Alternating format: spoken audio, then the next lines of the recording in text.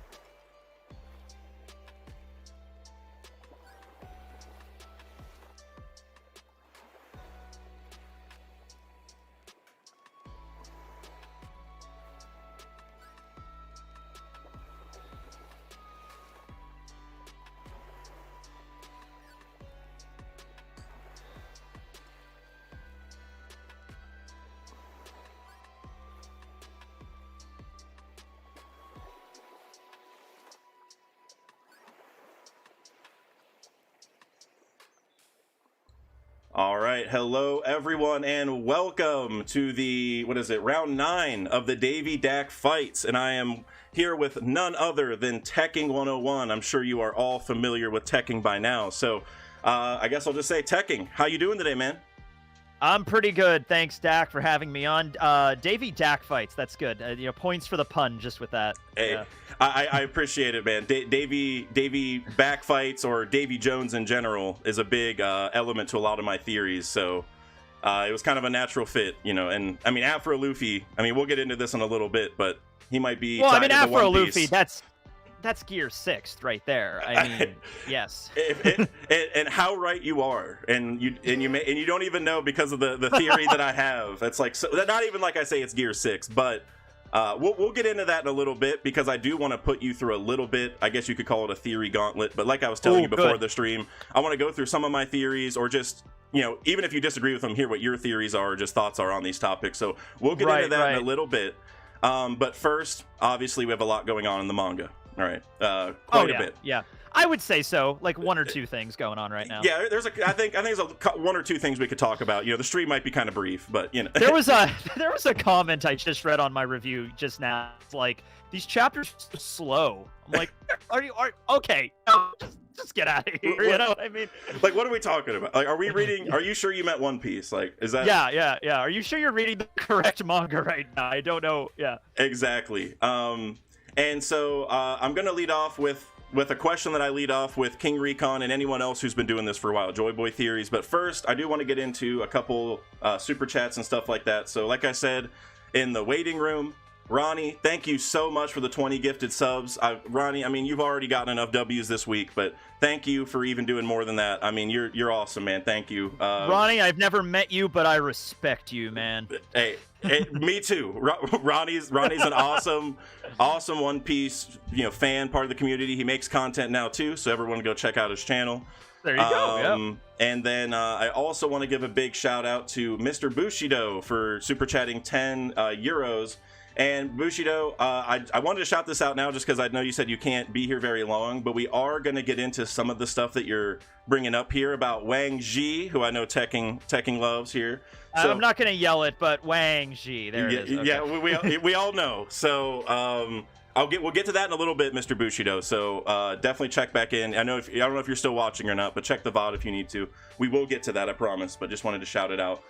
And Matt Cypher, I saw your one with 10 bits as well. We will get to that. But first, Tekking, what I want to ask you is, I know you have been doing this for quite a while now, just like King Recon and a lot of the other goats, Joy Boy Theories. And so I just want to hear from you, generally speaking, how different do these events feel from a lot of the other major events that you've read while reading One Piece and doing content? Because obviously a lot of hype stuff has happened over the years. That's why we like One Piece. But right now, a lot of the stuff we've seen over the years is culminating into what's happening. So I just want to get, a little spiel from you on how different does it feel? Like how like the gravitas, the weight of the situation, just how does it feel compared to the past years? It just, first of all, this happened with a lot of other manga where they point where it's their final saga, so like they have to start coalescing everything together, and some manga do that better or worse, but it's so surreal to see that with One Piece just because it's been around for so long. So it's like, oh yeah, Shanks has always kind of been in the background, and the fact that like, oh no, Shanks is actually in the forefront of the story, actually doing stuff, that alone is just like, wow, I can't believe we're finally here. Yes. And it's really crazy because following One Piece for so long, as well, has a very specific structure with the way he does his arcs. He has with the Straw Hats, and they'll have like maybe a 1 or 2 chapter buffer in between story arcs where we see what's going on with the rest of the world, and then the next arc. That all goes out the window now because now we're in the middle of Egghead, and we had like not 2 chapters, which is usually what happens, but we've had 3 chapters now where the Straw Hats haven't even showed up, which is crazy, but it's necessary to show everything. So it's really weird that we're finally here, and the end is near, not like super near, but like we can kind of feel it, Yes, that's the thing is these events, you can feel that the end is near. That's like you said with Shanks and all this stuff. This is stuff that it's almost like since the story started, Shanks and a lot of these other, and Blackbeard, a lot of people were tied to the end. Like, okay, when these people start moving, that's got to be a telltale sign, and that's what we're seeing every week. Yep. And so, like even Aokiji now, right? And we're definitely gonna get into that, like learning that he's the 10th Titanic captain. That's like we've been waiting for this to find out who that was and how Aokiji's tied to it. I mean, that one is, I think the last few chapters, a lot of people could put that together like he was the 10th, but I was more surprised by the fact of like how Blackbeard and Aokiji met and how he was recruited. I was under the assumption Aokiji was like a secret sword agent. I mean, he still could be, but like, I really like this idea of him just like going his own way and joining Blackbeard for his own reasons. Yes. You know?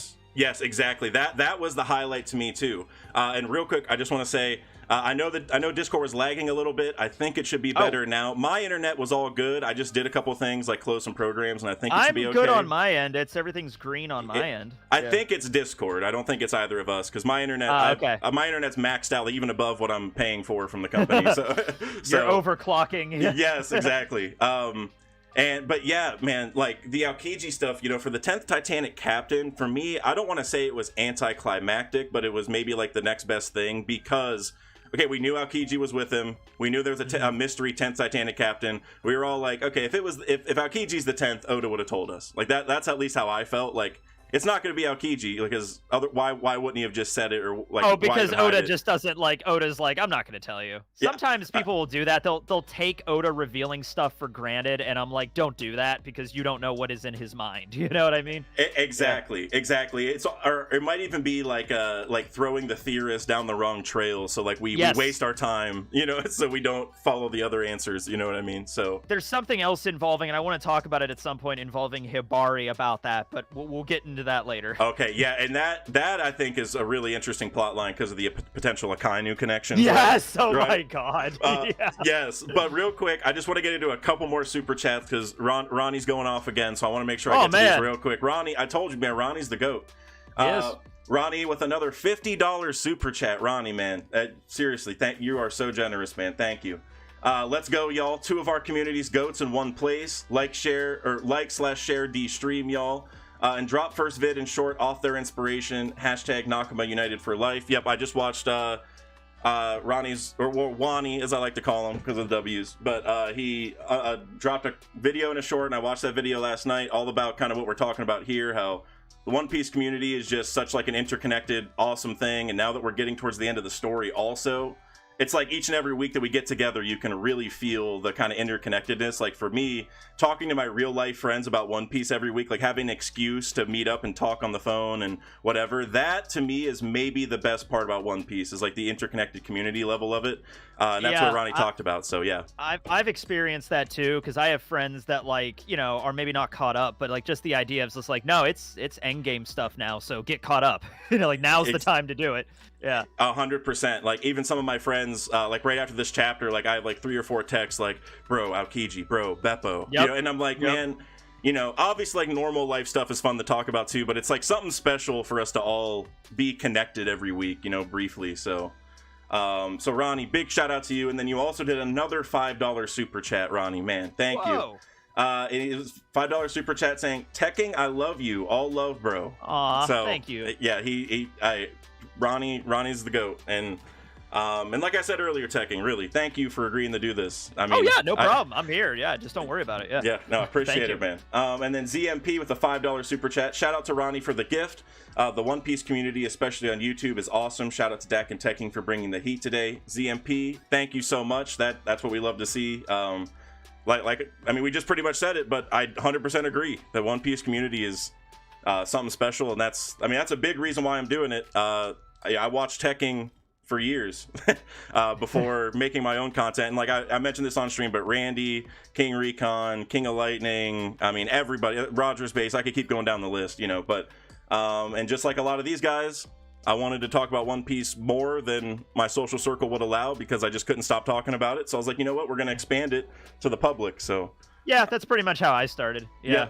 Like, man, I like talking about anime with people. I don't have a lot of people to talk about it with. Okay, I'll just do a YouTube channel. And then that's pretty much where we're at now. Yeah, or like, and we'll get into this in a little bit, but like I'll text one of my friends like, dude, what if Pluton is a mole? And they're like, what are you? I'm at work. Yeah. Like, dude, after I did that stream with Par Vision, I'm just like, oh, I don't even know what's real in this story anymore. What is real? What is our characters? Are they even real? Are they clones? I don't even. Is Zoro a plant? I don't know. Yeah, man. Zoro's a mushroom and also a mink. Also, that's another. Yep. Yeah, why not, right? All of it. And Mihawk's a sword. Cannot forget that one. That is the number one. Yeah, that was the good one. Yeah. And then also Majin Crow, my boy Crow. He said, "Have a nice stream, big dog. Like D stream if you're reading this." Yes, everyone like D stream. Crow, I appreciate you. Everyone, go check out One Piece Universities every Friday night at 8:30 p.m. EST. I'm always in there in the chat and sometimes on the stream. They don't know what they're talking about when it comes to NBA basketball, but that's all right. You know, their One Piece opinions are good. So I don't know much about NBA basketball. The Chicago Bulls. Hey, the Bulls. We're almost in the playoffs. But oh, there you go. I didn't know that. Yeah, but no, I talk about basketball quite a bit, and my boy Crow over at One Piece University, we have a little sports piece chat. Oh, that's cool. That's nice. Yeah. So I had to throw a little shade to him. He likes the Lakers, but you wouldn't know. I guess you wouldn't know what that really means, but no, I don't. Well, NBA fans, you'll know what it means. But then Young Usopp super chatted $2 and said, "Sub to both channels and like the stream. 2 goats." Young Usopp, I appreciate you yet again. Everyone, go check out Young Usopp's channel. He's another One Piece creator, and he makes awesome One Piece songs, which are really cool. But he also has a Psychology of the Yonko video that I really like. That's cool. I gotta check that out. Yeah, it's actually really good. Thumbnails fire. Young Usopp, great guy. So, all right. Anyway, now thank you all for the super chats. Young Usopp, never mind, with another super chat. I appreciate you. Do you both have any advice for small creators for $2? So, I'll say this. You know, I say quite a bit about content creation, and I know I talk to a lot of people in the Discord. So I guess, Tekking, I'll just bounce it to you. Do you have any advice? I mean, I've been asked this question a lot. I usually just say the same thing. It's like at the very beginning, you know, just focus on, you know, the way that you speak, you know, getting used to that. You know, worry about maybe things like getting a good microphone and HD camera, but you don't have to go crazy with it at first. But eventually you do have to get that stuff if you want to be like, you know, really successful. But, you know, it's just really just sit down and talk about the stuff that you like. You know, if you're invested in something and people can tell that you're invested in it and you know what you're talking about, people will usually come. That's the great thing about YouTube is you can pick anything, any niche thing that you're interested in. Probably there's going to be a group for that somewhere. You know? Yes, I agree with that entirely. You know, YouTube, obviously, whenever we think of YouTube, I think we think a lot of visual because it's a video platform. But the first thing you mentioned was voice, like get a good mic and all that, and a camera too. But that, to me, people think of it as if you want to be audio only, just do mic on. And it's, you know, like the audio, even though the video component's important, the audio is like an essential component. Like, you know what I mean? So your voice is a huge deal. Like the visuals can change. Like you can just record yourself, which Tekking has made a whole career doing pretty much, and a lot of other people. And that works really well. You can do that. But the voice, I think, is a big deal. Not that like you personally need like a crazy voice, but it's just you need a good mic quality and to make your audio sound good, which like there are some effects you can do and stuff to make that. Yeah, you can work with that. Yeah, but 9 times out of 10, or maybe 99 times out of 100, your own voice is gonna be more than good enough, be great, you know, for YouTube. Yeah, so you'll be fine. I don't even like. I'll be at conventions and people will go up to me and be like, "Oh, I know you're Tekking. I heard your voice and I knew it was you." And I'm like, "Do I have that much of a distinctive?" Like, I didn't even realize I did, but I'm like, "Okay, I get that." When you hear it enough, man, it's you can pick it out of a crowd of like 1,000 people screaming. You know what I mean? Like you just know. Crazy. And also, real quick, I saw your chat, Laser Shock. Sorry I missed you becoming a member. I'm sorry about that. Shout out to Laser Shock for becoming a member. That was right when Ronnie, I was getting all the notifications for Ronnie's 20 gifted subs, so I missed that. I'm very sorry. Shout out to Laser Shock. And like I said, Bushido and Matt Cypher, we will get back to those chats in a little bit. I saw your other one, Matt Cypher. We will get to that for sure. Okay, cool. We are caught up. Okay, so now let's get back to the chapter. So, I guess so. Let's build off the Aokiji stuff because that was kind of what we were talking about before. And again, the main focus of the chapter, really. Yep. And again, sorry for the little bit of lag on Discord. His voice should be good from everything I'm hearing. So yeah, everything on my end, like you sound fine. My camera's fine. It's not crashing on Discord or anything. So I'm not sure. Yeah. Yeah, I think it's just Discord. Okay, so we'll just because I sound fine to you, right? Yes, yeah, you sound perfect to me. There was a couple times where it like lagged a little bit, but it's good as long as the audio's good, the video will catch up. But But anyway, so I want to get back to the chapter. We left off with the Aokiji stuff. So I want to get your thoughts on the Garp part of all this, right? Because that, to me, is the real beefy part of this. Because I thought Aokiji was going to go to Egghead because of the Ohara connections and the fact that, you know, you had 4 people at Winter Island, you had 4 people at Hachinosu. There, at the time, in my head, there should be 4 other people, which would be Aokiji, the 10th captain, who I thought was someone else, then Lafitte and Katarina. So I was like, okay, groups of 4, that makes perfect sense. But now you have Aokiji being the 10th, which like reduces that total number I thought of by 1, and Aokiji's at Hachinosu. So that makes everything really weird. But I want to just get your thoughts on that situation. Well, on that particular situation, it looks like Katarina and Lafitte are going to Egghead, which, just a side note on that really quick, that's going to be very devastating because both of those are like the infiltrators of Blackbeard's crew. We have somebody that can transform into... We don't know what the limit of Davon's fruit is. It's a mythical zone. She might be able to turn into anybody if she sees a picture of them. It might be the upgraded form of Mr. Twos. Also, Lafitte can hypnotize people, and we don't know what his zone is. It's the only zone... Coincidentally, he had his fruit before the time skip, but we still don't know what it is. People are saying it could be... Because it's like a pigeon kind of fruit, but it could be like a mythical angel zone for all we know. And he can hypnotize people and stuff. So that's with that. With Aokiji, like I said, last couple of chapters, I'm like, all right, Aokiji's probably just going to be the 10th, and he was. I was really dead set, though, on Aokiji probably being a member of Sword. That's why he was, like, talking to Blackbeard about, like, oh, you can't use Kobe as collateral. Like, he's trying to help out Kobe, get him out of there. But in this last chapter, man, he could still be undercover, but, like, it really seems like he's just out doing his own thing now. Like, he's done with the government, he's done with the Marines, and he wants to follow his own path. Yeah, and I love the part with their discussion where Blackbeard said, you don't get us. We all have our own agendas, and we're doing whatever. And to me, you know, Aokiji is a good guy at the base of it, right? At least I feel pretty confident in that, because like he told Smoker, I'm still me, right? Like I do as well. I don't think he's evil or something. Yeah, right. But now we see Aokiji talk about these agendas, because I've been like, okay, Aokiji's not actually evil, so this has to be a double crossing type of situation. But when Blackbeard said, no, you don't get us. We all have our own agendas. We're going to do what we want. We're just kind of doing it together, basically is what he's saying. And so for me, I'm like, okay, well, now that opens the door for Aokiji to actually be wanting to help Blackbeard out, because he has his own agenda. That's like what Blackbeard's saying is like, dude, you can have your own agenda. Whatever you want to accomplish, you can still do that as part of this crew. It doesn't mean that you have to do every single thing. He didn't go obviously this in depth, but that's the feeling I'm getting is like... Me too, yeah. Yeah, like you can join and still do what you want to do. You're just maybe going to help us out a little bit along the way is kind of the idea. And so now I'm like, okay, well, maybe Aokiji sees Blackbeard as the means to his end, right? That's basically it. And so now I'm really worried that this whole Kobe Garp situation, a lot of people have mentioned, oh, maybe this is like a big, you know, they're fooling everybody. Like Aokiji's putting on a show to like confuse him. He's actually in Sword, but he can't let anyone know, blah, blah, blah. And I'm like, after that agenda line specifically, I'm like, it might be a legitimate, like Garp has to kill his understudy or vice versa, you know? So I'm worried, man. At this point, I would actually prefer him not to be in Sword, because I feel like that, I mean, you could do stuff with that thematically, but I feel like that's a trope that's used a lot. Like, oh, I was pretending to be part of the main villains group, but I'm actually just the double crosser. And I feel like that's been used a lot. And it's like, at this point, it's like, no, if Aokiji's really just like, hey, I'm going to join Blackbeard for my own agenda, like you said, but also like, I'll be involved. And keep in mind, Aokiji was pretty depressed when Blackbeard found him in that bar. You know, I mean, he lost his leg. He was no longer a Marine.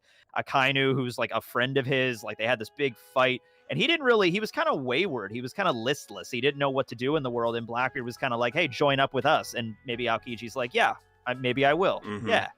Exactly. Yeah, that's what I'm thinking. It's and even Aokiji mentioned directly, I'm heartbroken right now, right? And so that whole emotional level to it, I think, like this is the type of situation when crewmates join a new crew. Like that's the situation that I felt is like, okay, he's alone. He's kind of like looking for answers, like, you know, like all the, like he knows what his goal is, but he doesn't know how to reach it. Like this is basically the Straw Hat, like how a lot of the Straw Hats join is like we've seen him like Nami asked Luffy for help. That's like an extreme version. Like Aokiji wasn't directly asking for help, but he was looking for a source of help or where to go next kind of thing, right? And he's like, what is my next home or whatever? Not that he said that directly, but obviously that's part of it. And just for like that whole situation was just like deep. Like that's like Blackbeard's like, like you're in the gutter and I'm gonna help you. And that is what Luffy does, right, to his crewmates. But this is a twisted version of it, but it felt like someone was joining the crew, you know. So yes. So yeah, man, I'm hyped. But real quick, I do want to get into just a couple super chats. I just want to mention them real quick. We'll get into the actual text in a little bit. But Andika, I see you very much. We will get into that in just a minute because I do want to talk about Hattori a little bit. And I know you're talking about bird facts, so we'll talk about that in a second. I won't forget it. But then Ronnie with another $50 super chat, man. You are awesome. Thank you so much, man. You are so generous. I promise you we'll get to that in just a second. I just wanted to acknowledge those that I do see them. But Tekking, I want to ask you this question first. Yes. What do you think about Aokiji being related to Brook? Because in this chapter, we saw him do a pun, right? The magma blood pun, which is kind of like a skull joke.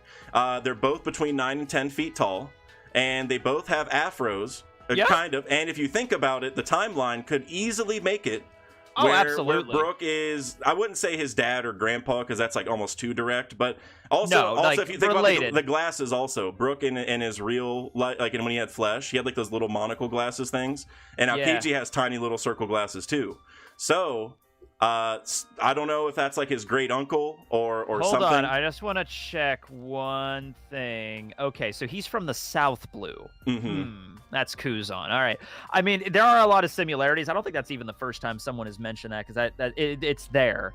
I don't know. I don't think they're related, but like, who knows? I mean, Brook, the whole idea of his ability is like he's like 90 years old, so he died a long time ago, so he could easily be related in some way, in some indirect way. Yeah. Because like I wasn't thinking much of it until that joke happened, like where he made that magma joke, and I'm like, okay, well now we have like a personality trait that connects them. And for me, that has a lot of weight. So I'm more of a fan of Hibari being Akainu's daughter. Yeah, but let's talk about that. Let's talk about that. This is so funny. The layers of this are hilarious. Yeah. Oda with the massive Vegapunk brain storytelling, if that is, and also even to add another layer to it, if she likes Kobe, because not only does she like, but she does, right? That's pretty evident. I definitely clear that she crushes on Kobe. Yeah. And so not only does Akainu's daughter like Kobe, who Akainu obviously hates, and Kobe's in Sword, so that makes it even worse, right? He's not even a Marine technically. But she got frozen by Aokiji, who's like his nemesis. Like, bro, if Akainu rolls up, which he probably won't, right? He's in his room signing papers all the time. But if he did come there and he's like, okay, I've had enough. I hate both these guys. Both of you are dying, you know, like something like that. And the greatness about that, and I didn't even notice, because I mentioned it in the review, but then a lot of people pointed out, like, wait a second, the only person that Aokiji froze was Hibari. What if it was because Akainu took his leg and he's just really petty? I'm like, I'm just going to freeze your daughter. I'm like, oh my god, that's so hilarious if that's the case. Like Oda. Like, that's my thing, is like, it's not even like being directly acknowledged yet, you know what I mean? But we are all picking up on it because of like the dialect that she speaks, or whatever that is, right? Whatever accent, whatever it is. But like he hasn't even told us, so this is like it's like an Easter egg almost for like people who are really into the series and really into theorizing, because we know that fact. But then later it's going to be one of those moments where when it's revealed, people who haven't picked up on it yet, they're going to go back and reread and be like, oh my, like they're going to be blown away. Get like, it now? No way. Yeah. It's I believe it's a Hiroshima dialect that she uses. Akainu's the only other person in the Marines that utilizes that. And I just find it interesting as looking at like Hibari from that perspective, because she's like, she has like the little teddy bear on her backpack, and so she's a member of Sword, so I could see her kind of like rebelling against her dad. Like, I'll be a Marine, but I'm gonna be like this edgy Marine. I'm gonna go out and be Sword, and I'm gonna work with Kobe and everything like that. And it's just, oh my god, it's great. Also, that's where the comment, like somebody said, like if because we saw Kujaku there, and Kujaku, it was in her title box that she's the granddaughter of Osuru. Right. So somebody's like, well, if Hibari was the daughter of Akainu, Oda would have just clarified it in her title box. I'm like, no, you don't know that. It's like, you don't know how Oda's going to do that. No. Yep. That's not a guarantee for anything. Yep. Oda picks and chooses what he reveals in those Oda boxes. You know what I mean? Like, it's called an Oda box for a reason. It's not it's not an info box. It is, but that's not what we call it. We call it an Oda box. It's not like Oda. here is every pertinent piece of information about this character, because then there would be no like tension or hype for when a character gets revealed to be something. You know what I mean? Exactly. Like Aokiji. Like if right after Dressrosa or something, it was like Aokiji. Punk Hazard. Punk Hazard, like 10th Titanic captain or something. Right, that's what I meant. Yeah, right after Punk Hazard. If it would have said that, then we wouldn't have had this moment, which on some level I would have been okay with, just because, like I said, it felt like a little anticlimactic, but at the same time, Oda saving it for a reason. Like, this little flashback was cool, and we would have been, thinking of this way too early if we knew that. So it's cool that this got revealed. Wouldn't it be crazy if that is how it worked? Like, after the first chapter of One Piece, it's like Luffy ate the sun god fruit, Model Nika, but you don't know that. Luffy doesn't know that yet, and then just like gone to the story. Exactly. Yeah. Or like whenever Luffy first uses Conquerors, it's like Zoro's gonna do this too. By the way. Yeah, exactly. Yeah. The power that would be awakened. Okay. Side tangent, because I'm sorry. Yeah. Go do it, please. Okay. So in the latest, I don't know if you've heard about this. So the cover page, right, of the last chapter, it was that color spread with all the Straw Hats chilling out. Yeah. Let me just pull up the book really quick, because I got to remember what it says. I know where this is going. It's a book. Okay, first of all the Straw Hats are sleeping except for Sanji. And the way that it's actually spelled is Cocking, which is not, he misspelled, there's two C's. It looks like a C. It looks does not like look a like C. It looks more like a C than an O, pretty clearly. Which is funny in English, because it could be read as something else, but like COC, Conquerors Haki, and he's reading that. People are like, Sanji's gonna get Conquerors. I'd be like, all right, I'm fine with that, sure. I love you brought that up. What I've been telling people is, like, it's not what it looks like. It's COC King. It's color of the Conqueror's King. There you go. He's reading how to unlock Conqueror's Haki, guys. There's a book that exists that he just like, all right. Like, people think that there's a Devil Fruit encyclopedia, but there won't be a Haki encyclopedia. Like, it's like this ability exists and no one's gonna write about it. Of course they would. You know what I mean? And reveal all the secrets on how to do it. Like, and somehow Sanji would find it. Like, obviously that's what happened. Yep. I'm so glad you brought that up, though. That's been such a meme. Like, I was. I'm not gonna get burned by this a second time, because a while there I was like, Zoro's not gonna get Conquerors. It wouldn't make any sense for him to have it, and then because Luffy's the captain. He's the only one should have it. And then I started. Rayleigh had it, so there you go. That breaks that. So Katakuri. Yeah. Fine. Zoro can have it. Sanji can have it. Jinbei can have it. I don't know. Usopp maybe unlocks it. Usopp unlocks it. Yeah. Usopp, I feel like Usopp may even be more likely than Sanji, which I think Sanji is going to happen. But I said that because I feel like I don't need everyone to have it. Like, obviously, like Franky or Chop. I don't even think Franky needs Haki with this shit. But Usopp maybe. Who cares? Like, why not? Because he also has like crazy observation Haki, which we've seen Future Sight, but we've only seen one person do Usopp's. Right, and it was him, right? Mm-hmm. So to me, I'm also thinking, man, imagine if you got Future Sight and you could see far distance. So that way you're just sniping, like, you shoot it like a day before, like you're like far across the world or something. Like, I know he's gonna be here tomorrow, so I'll just shoot now. He fires a shot in the sky, and then like a year later, a meteor comes crashing down or something. Which small little foreshadowing for an Usopp and Augur video I'm doing, but those are fun. Yeah, I did one about that a few years ago. Well, now that we know Augur has the warp fruit, it gets so much more fun. I feel like. God, yeah. Imagine if he warps Usopp far away, and he's like, all right, now he can't hit me. And then Usopp shoots from like across the planet, and he hits him. And he's like, well, who is this guy? And then how could he do that? He's like 100 miles away on another island. How could he hit me? Because whenever we saw Augur, he shot like a bird or something. I think from so far we couldn't even see him. It'd be funny if it was like he's like, that's further than my range, or something. Yeah. Hold on. Augur's gun. It has a name that means like 1,000 leagues or something like You're that. Right. Yep. Yeah, something along those lines. I'll look it up really quick. But anyway, yeah. Hold on a second here. Andy's got the monocle thing, which always makes me. I love that. I love that thing. It's amazing. Senriku. It just means 1,000 lands. It's such a cool name. That's such a cool name. I want to. Well, and also, I guess it's another foreshadow for the Usopp Augur video. I don't care if I mention this part, but I would love if Augur was actually from Sniper Island. Yes. Please. Yeah, absolutely. Let's just go with it. Please. Full thing.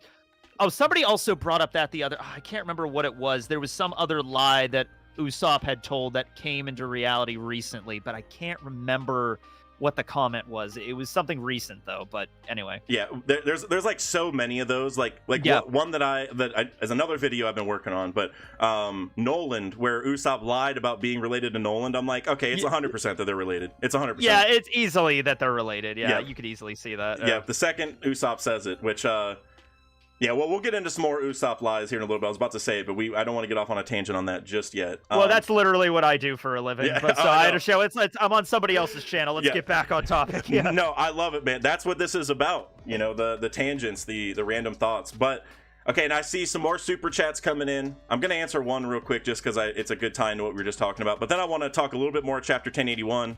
Then we'll get to the rest of the super chats just so everyone knows. So after we get done with 1081, then I'll get into those, and then we'll go through the theory gauntlet or whatever you want to call it. But sure. But I just want to say this one from Matt Cypher real quick, because I saw you have a handful, so I got to get to some of them now. But you said you also believe Sanji gets Conquerors because Sanji's Diable Jambe and Zoro's Ashura, which Kaido said was Conquerors, are both effects of manifesting the spirit. I like that idea a lot. We don't really know what Ashura is just yet, which I do think it's something like evil or curse related or hell related or lineage, like something with Zoro's evil connections, you know, like whatever his lineage, evil, you know, he's a dark, you know, character. There's a demon aesthetic with Zoro. Yes, like 100%, exactly. Yeah, that's it. And so yeah, I agree. And then the Diable Jambe, that's, I mean, the name itself, like Diable Jambe, is like connecting to like hell, devils. Devil. Yeah. So I like that a lot, Matt Cypher. That makes a lot of sense. But something else I want to bring up from chapter 1081 real quick, which was easily my favorite part of the chapter, as hype as it was Beppo. All right. Oh my God. Good. Yeah. You know what? Even though we had Aokiji and Garp doing really cool stuff, I say Beppo's MVP in the last chapter easily. And I agree, but I might even say because he's the MVP, the real MVP is Chopper. That little panel. Yeah, I mean, that little tiny panel where Chopper's like, "I made drugs for you. Here you go."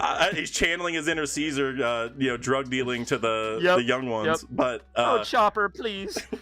But it was just so cool. It's like, I don't know if it'll work. Okay, and then like 3 panels later, just giant Sulong Beppo, and then maybe even better, Beppo swimming away with Law, right? Like, because polar bears are good swimmers, right? And they're crazy good swimmers. I looked this up, and it was like, I think 6 or 8 miles an hour, maybe faster if they're really booking it. But like, Beppo is a mink, plus he's trained on the Heart Pirates, plus he's really strong. He could be like 30 miles an hour, like really fast. You know what I mean? Yep. And you look at Sachi and Penguin, who also grew up on Swallow Island. I think that's what it's called.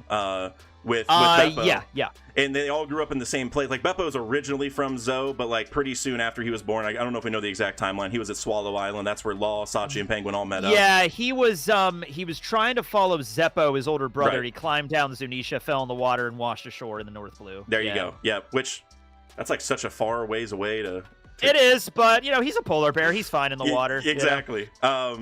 But I know you do the animal fact, so I thought you're gonna know. But animals are a big thing for me too. Like, I mean, just within the story, like Laboon is like probably a top 5 character for me. I know that sounds funny, but he's amazing. He's just a whale too, but he's more than that. You know what I mean? Brook is my #1 favorite character in One Piece, and a big reason for that is Laboon. So good pick. Yeah. I did a poll like a week and a half ago where like, what One Piece moment hit you hardest, and like the Mary burning is still #1 for me. That was just I mean, that was the first time I cried for One Piece. But second for me is actually when when they find out Brook knows Laboon, like not even anything else, but that moment where they're all on the ship and Luffy's like, all right, well, he's a musician, he's got an afro, he's a skeleton, and he knows Laboon. We're getting him on the crew. It's over. Absolutely. Yeah. Like, I love that scene. Yeah. Brings tears to my eye almost every time. But trying to think. So I guess I'll ask this last question about 1081 for right now. Where do you think Law is going? Like, what is Beppo's plan with Law? Oh God, I don't even know if they have a plan. I mean, like, they're in the middle of the latter half of the New World, and it's like, okay, I need to get out of here. I mean, well, Zou was parked outside of Zunisha was right around Wano, which wasn't far. Maybe they could just go to Zunisha at this point, because like that's Beppo, an idea. I think it was mentioned all minks have like a natural animal homing instinct to Zunisha. So it was there at Wano. It wouldn't be that far, and it's moved since then. So yeah, Beppo might just take him back to Zou, and we'll see Carrot again and Wanda, and they'll heal Law up, and then Law will have to figure out some way to, what he's going to do now. Oh my gosh. And then Beppo can give one of those rumble balls to Carrot. also. Yeah. Oh my god, Mr. Bushido, if you're listening, I know you'd love this whole idea. But he's a #1 carrot fan. But oh my gosh, that I never even thought as though my thoughts so far have been like a marine base or Hachinosu, some way to get back to the sword idea. Like, imagine if like they go to like a nearby marine base, like G14 or whatever was like all the sword members were at before they left. Yeah. What if he goes there and Sengoku's there? Because Sengoku was coming on his way to Hachinosu. Because this is like a situation where I could see Sengoku showing up is like the Hachinosu stuff. But then you could get a thing where Law shows up and everyone's like, oh, it's a 3 billion berry marine, put him in cuffs, we gotta lock him up. And Sengoku's like, no, heal him, take care of him. And they're like, what are you talking about? That could work, but like I don't know, the idea of like them going to a marine base, they're gambling with that one. I think maybe they'd have to figure even like a deserted island would be better than that. You know, because Law could heal himself kind of because he's Operation Human. Right. But like it wouldn't be on purpose. It would be like that's the island we see. We got to go there because I'm gonna sink. Something like that. Yeah, they're forced into it, and then all the Marines are like, and Beppo's like, oh no, I took him to the wrong place, and all the Marines like, let's get him. But then Sengoku comes out and is like, no, like fix it. Like I would just love that.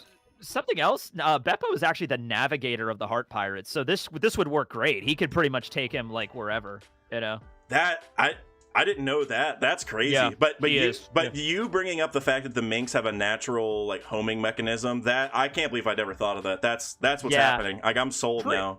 Pretty sure they do, because they can all find their way back to Zunisha. So yeah, that would be great. And Yurashi or Nekomamushi said that, or because they had to go, or well, like after they left, or well, yeah, I'm trying to think. After they left, I think they said that because they were talking about how Jack found it or something like that. I think that's when it came up, but that's probably what it was. Yeah. But all right, I do want to get into some super chats because I am way behind on these. So apologies to everyone. We're gonna go through the super chat gauntlet right now.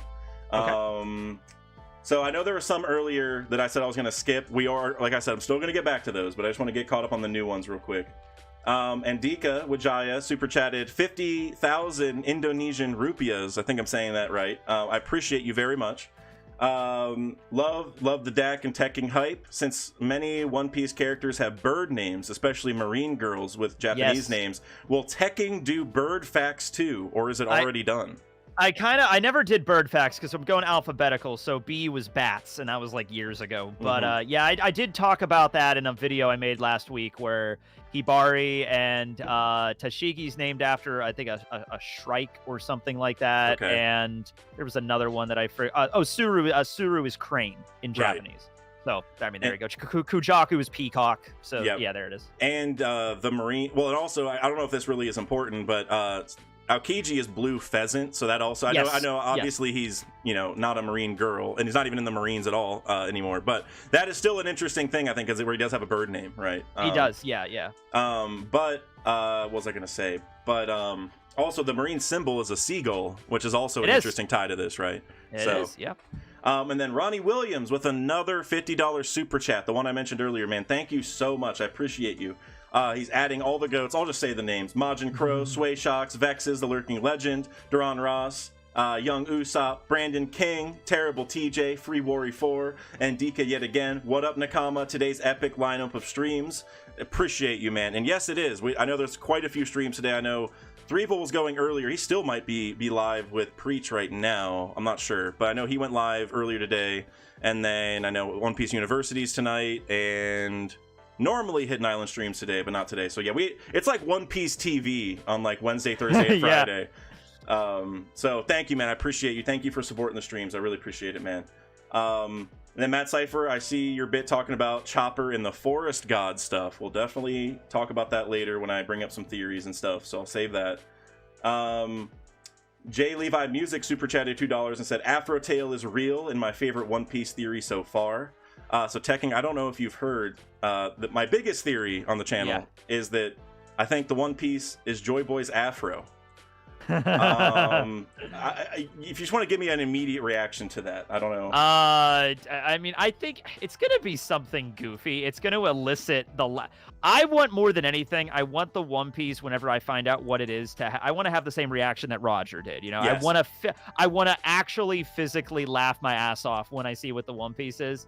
So I mean, it's probably going to be something goofy like that. Yeah. Yeah, that's the main thing for me is like it's got to be goofy and it's got to be like powerful, quote unquote, as well. And so it's got to be powerful, goofy, and also make perfect sense. If you've been like reading the story, it all clicks together. Like, of course, that's what it was. You know what I mean? Which, and I think the afro will sound even juicier once you watch. I don't know if you've heard of it. I doubt you have. But there's a theory that Randy and I cooked up on his theory for theory that we are dubbing. I don't even know if this is the official name, but this is just what we've said: is reassemble Joy Boy. And I don't want to go through that whole theory right now.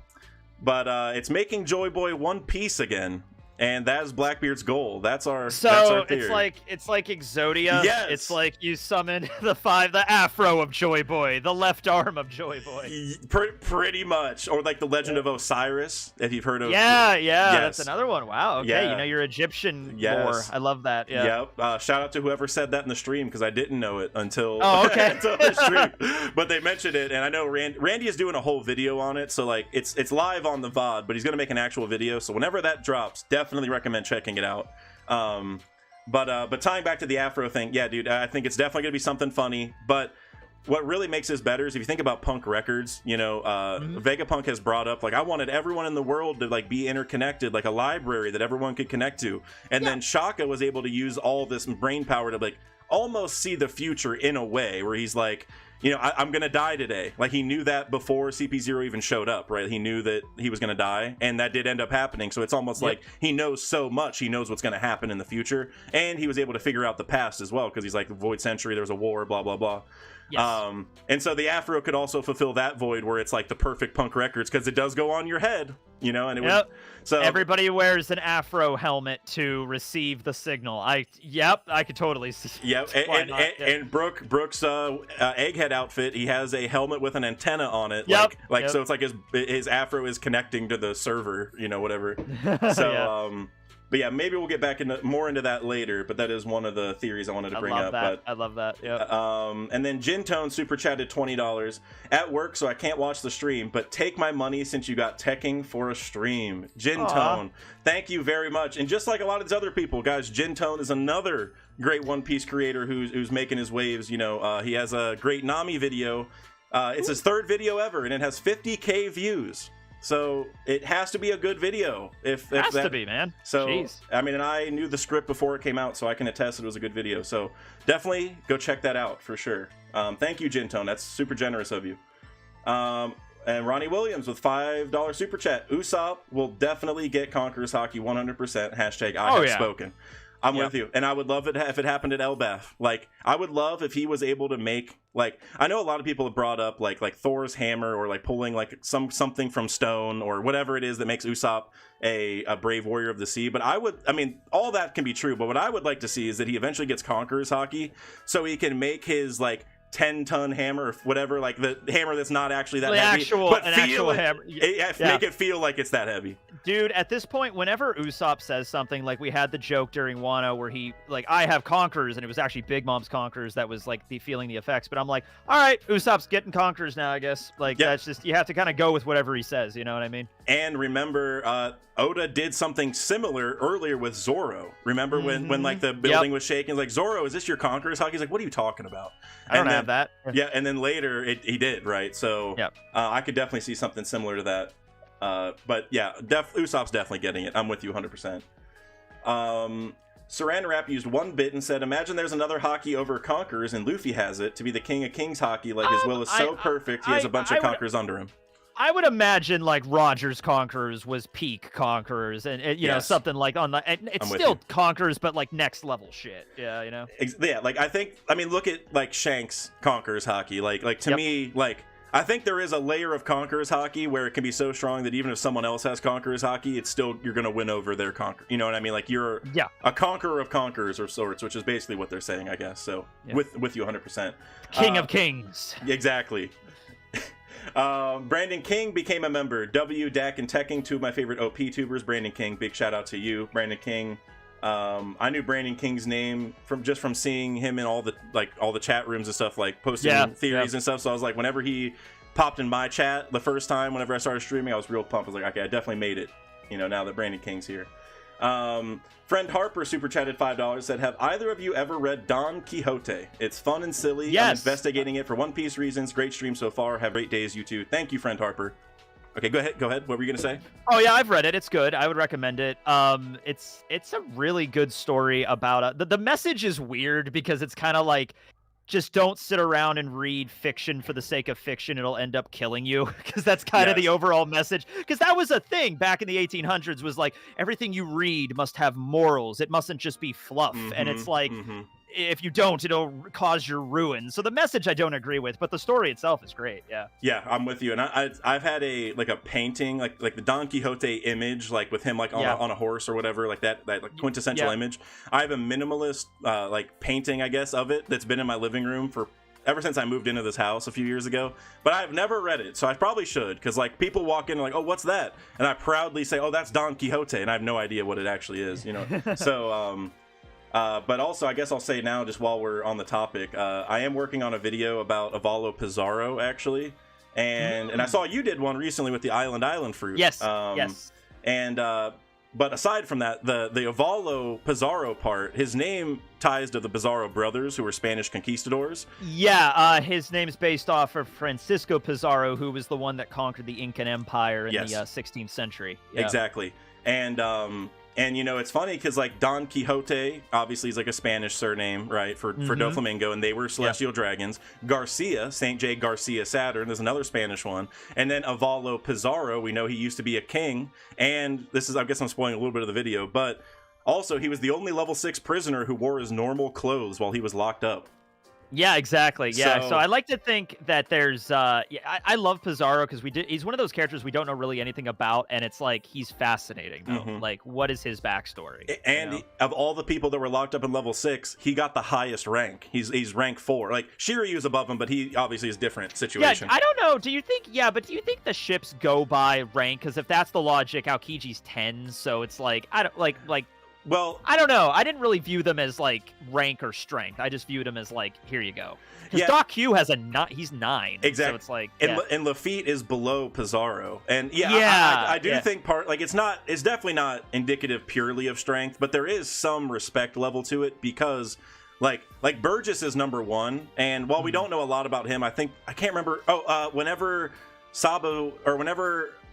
Burgess is at Baltigo, there we go, and he's talking to Lafitte on the phone. Lafitte's like Admiral Teach says something, and then Burgess is like, tell Captain Teach this, and Lafitte's like, it's Commodore, like it's Admiral Teach, you can't keep calling him Captain, which like tells me like a level of familiarity, like he's been calling him Captain this whole time, like his whole life, right. and he's not going to change because like they're buddy, and he's the first, you know. So to me, there is something here with some kind of like friendliness, familiarity, but I don't know exactly how they break it down. It could also be similar to like Whitebeard's divisions, where it wasn't really by rank, but they each had a different job. Like the first division was led by Marco, and it was like a medical, and then Thatch was the 4th, and that was like the cooks, and it's just it could be something like that. I don't know, like, you know, you guys are the vanguard unit, you guys are the spies, you guys are the snipers, you know, something like that. And that would be cool. That seems like something Blackbeard would do too. Yeah. By the way, side note with that, this will be really quick though. I find it fascinating that the only named characters on Blackbeard's crew are Blackbeard himself and the Titanic captains. We don't know anybody else that's on his crew, you know, if there's anybody else really strong. True.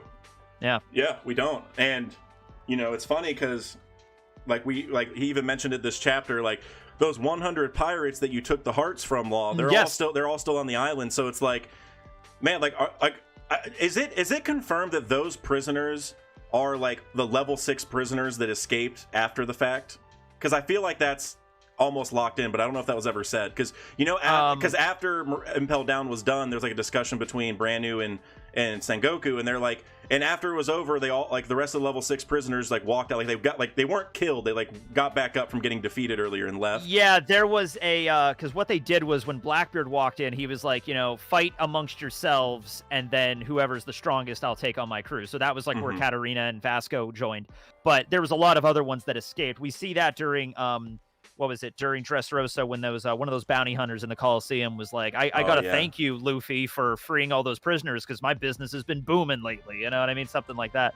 So, that's true. Yeah, and also, they're hunting rare devil fruits. Like, what are they going to do after they get 10 and all the Titanic captains have all their fruits? There has to be other people. Like, Law was going to take the Op fruit last time. It's like, who would he have given it to? Right. All of his captains have devil fruits already. Exactly. I mean? Yeah. Do you think it's a potential thing where the Blackbeard pirates all get multiple? Like they might. Well, like okay, he breaks the system. I don't know if they can all get multiple, but he might have an all-for-one kind of thing where he could switch out devil fruits whenever he wants. Maybe he could do something like that. Like Shiryu is like, I remember there was a really popular theory before Shiryu was revealed to have the invisibility fruit that people wanted him to have Josu's diamond fruit because he has his Order Cut diamond. So he might still be able to do that. You know, Blackbeard could just like, oh, I'm going to switch out the invisibility. I'll give you the diamond. You know, here you go. Cool. And then keeps everybody on their toes. Like, yeah. Or something that I've mentioned a few times, and I think Marshall D. Preach has a video that talks about this, I think, but I would love if Shiryu's sword became diamond. Yeah, you could do that shit too, like with the weapons, Yes, because that's the thing, like we know the zones are the, like, we've only seen zones do that, right, where zones get imbued into weapons or whatever. Right. But it's Blackbeard, right? I like the rules. The rules don't count for me. So like the rules don't count, and also we're learning so much about how like the green blood and stuff from Vegapunk right now. We're learning a lot about devil fruits, so we'll probably learn like, okay, this is how you can put a paramecia into a weapon. Exactly. I think that could be feasible. You know what I mean? And also I just want to say I know there's a lot more super chats and stuff. I promise I'm gonna get to those, but we're cooking right now. So yes, I would want to bring this up. So Blackbeard's showing up to Egghead. Something I've been bringing up is, you know, whenever Pudding got captured, a lot of people jump to the 3i factor, which is very valid, right? Not taking anything away from that. But what I've been saying almost as long is no, it's the fruit, right? For one thing, Blackbeard hunts devil fruits already, so that lines up. And then now he can access people's memories, so people who know how to read the language, like Robin, access her memories. People who've already been to Laugh Tale, access those memories. Garp, who knows all the stuff from God Valley, access those memories. And now, most importantly, and I actually made a video on this like 4 months ago, where they're going to use it on Punk Records or Vegapunk himself, because then they know everything there is to know about devil fruits. Also, the room that York is keeping all the people in is the old devil fruit research lab specifically, right? Like it was specifically named to be that. So we have a lot of, basically, with Blackbeard showing up, or Blackbeard's crew showing up in some way, I think there's an amazing chance for the Stella to get kidnapped, or just for him to get coerced, because he doesn't really care about working with bad groups necessarily if they have money, right? He gets coerced to go work with Blackbeard, and he can just access whatever memories he wants, so he can cheat the whole system, like green blood and everything. Like, it doesn't matter. The only problem I have with that is I can imagine trying to use the memory fruit on Vegapunk, and like his brain is so big it makes your head explode. Oh. Like you're not able, because that's the whole reason he's able to learn all that stuff, is because he has the brain fruit. You can't put all that knowledge in a single human brain. Your mind would blow up if you tried that. Yeah. Could you imagine? But there's ways around it. Yeah. Yeah, like putting dives in, or it could just be a thing where like they use it to fact check him, like he's maybe working, you can and do it's that. like, and he's like, he says something crazy. He's like, okay, well, we're gonna just dig in there real quick to make sure you're not a joke, because that seems dangerous. You know, something like that. But yeah, I think Pudding having, you know, the ability of 3-Eyed Tribe, we don't even know if she can read Poneglyphs yet. It was kind of up in the air if she could. And but having the memory fruit is definitely dangerous. I did a video a while back talking about like what would Blackbeard's like hit list be for getting devil fruits, like the ones that he would really want. And I don't remember if I put Pudding on there. You know which one I was on there that it hasn't been referenced since it was used, and it was only used once in the story. You want to take a guess on which one it is? Take a guess. It was revealed in the Ennie's Lobby arc.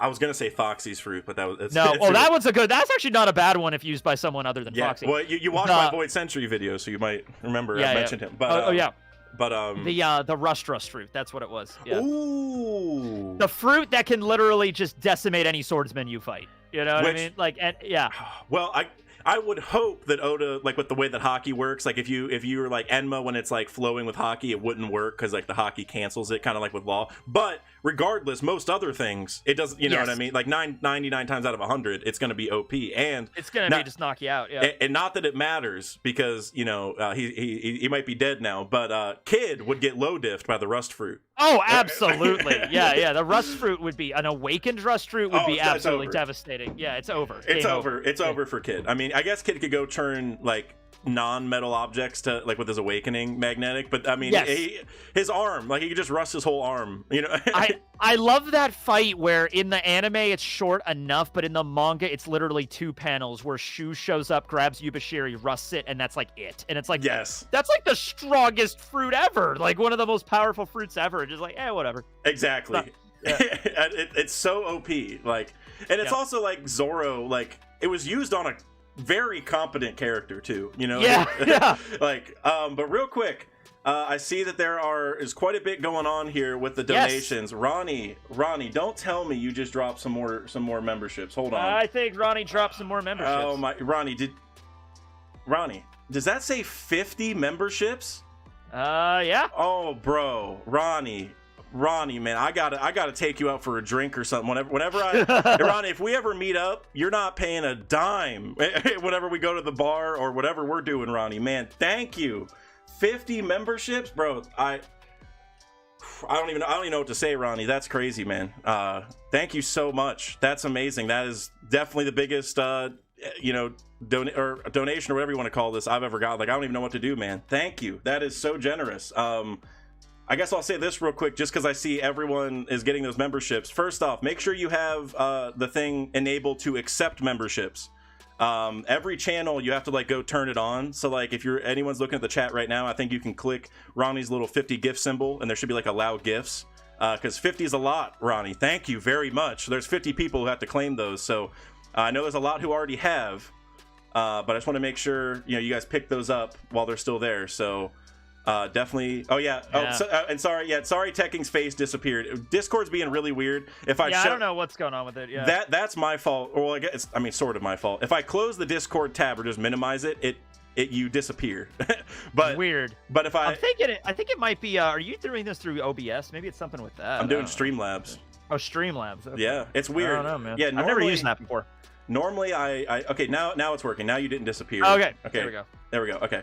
Yeah, it's just anytime I open up the YouTube tab, you disappear. I just had to, because everything kind of froze on my Streamlabs end, because like I'm getting just constant membership notifications. But wow, Ronnie, thank you so much. And I'll also mention this to all the new members. I did just drop a discussion video on 1081 with Kev DOG, and I'm going to be doing a lot more of those kind of videos where I get on with another creator and just talk about a certain topic or the chapter or whatever.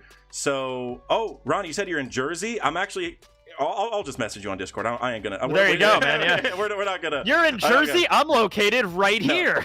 I'm not in Jersey, but I'm going over that way soon for a lot of other reasons. So I'm around there. I'm in PA. Yeah, I remember that. Yeah, well, I guess people know I'm in Ohio, so I'm right next to you. All right. So it's like a straight line. There you go. Yes. Yeah. Yep. Oh, you froze in a very unflattering position. Okay, there we go. Now it's moving. That happens. That happens all the time. Happens. Yeah.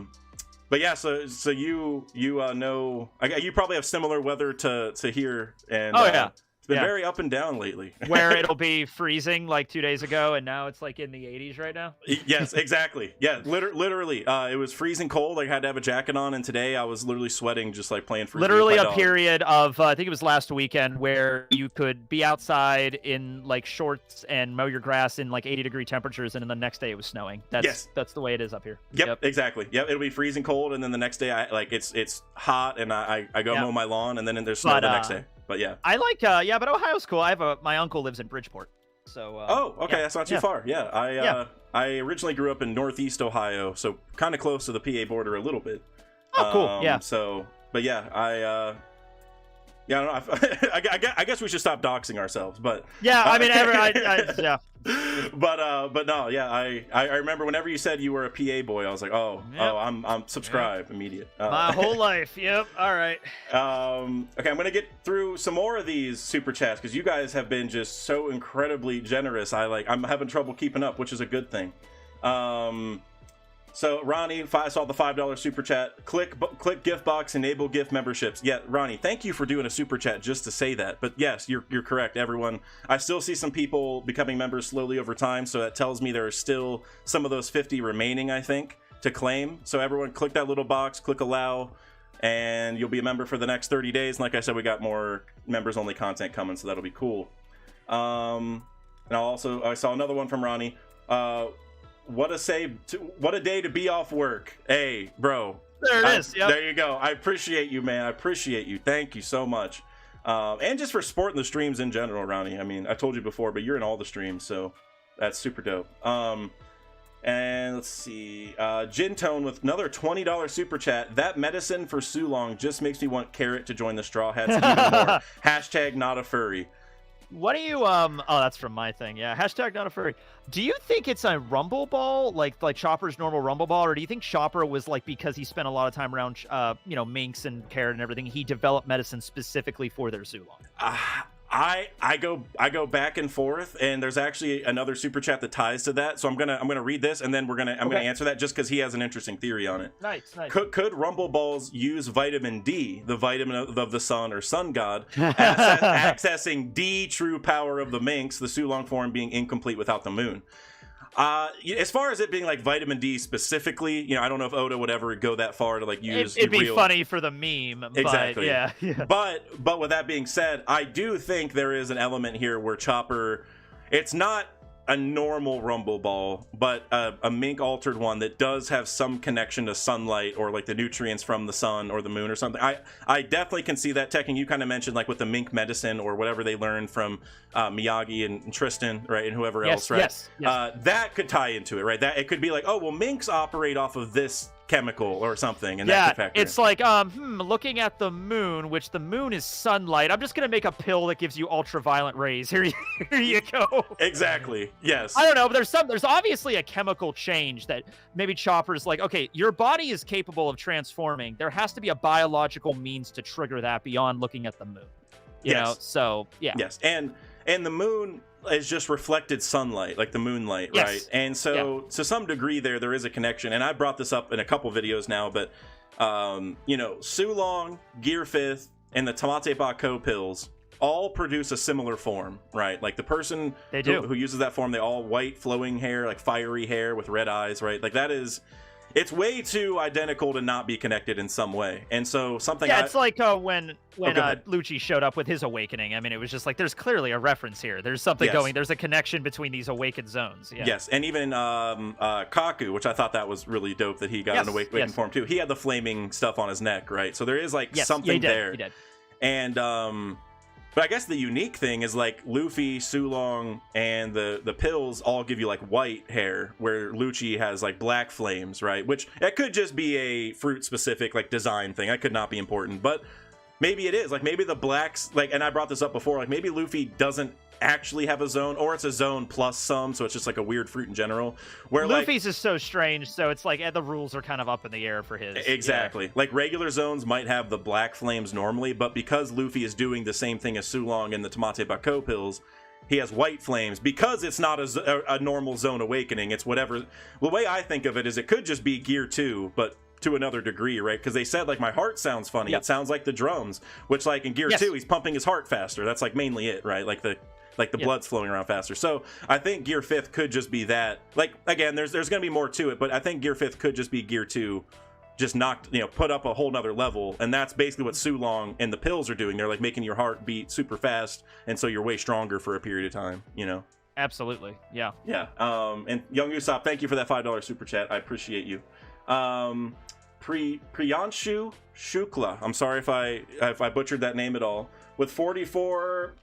I'm rusty on my currencies. I'm not sure what that is. It doesn't tell me here on Streamlabs, but thank you for that, whatever they are. I can't remember. Sending Devil Fruit users to C. Awesome technique, warp. Now that, I mean, yeah, for a while, like figure get them in the water and like instant kill, you know. Yep. You cut out a little at the beginning there, but I think you just said teleport them in the water, insta kill, right? I think. Yes. Okay, now that one was me. That was Discord. Okay, I'm starting to do so. you're good. Yeah, it is like a little. On my end, it's starting to do that. I might have to end it and start it again. Oh, now you're good. Right now. Now your voice is now good. now it's fine, but we'll hope it sticks with that. Okay. Yeah, and worst case scenario, maybe just turning the camera off would fix it. You know, I mean. Yeah, I might have to do that too. Yeah. And, if the voice messes up again, I'll let you know. We can do that. But okay, for right now, you look good and sound good. So I mean, you always look good, you know. But thank you, Dad. Thank you. But yeah, Priyanshu, I with what Tekking said, I would almost hope there's a way to not do that, you know, because even if you don't have a devil fruit, just put him far enough where the water pressure crushes you, or you can't swim up in time to breathe, or what, you know, like, to me, that's almost so OP that I hope he can't do it. But if Aokiji can freeze the ocean, you know what I mean, and stuff like that, and like, well, I guess it was like a syrup stuff in Whole Cake, but like, yeah, it was juice or something, right? Yeah. But like they were able to have stuff going in the water there too. But obviously it's not water. But either way, yeah, it's a weird situation. The warp fruit, I don't know. Augur might be, other than Blackbeard himself, might be my favorite Blackbeard pirate. Honestly, Augur is fun. I mean, he's like, I love the fact he's a sniper and he has the teleport, because I love the idea of teleportation. Like, if I could get any anime power, that would be it. And he has that, so I'm like, okay, this is a cool character. Exactly.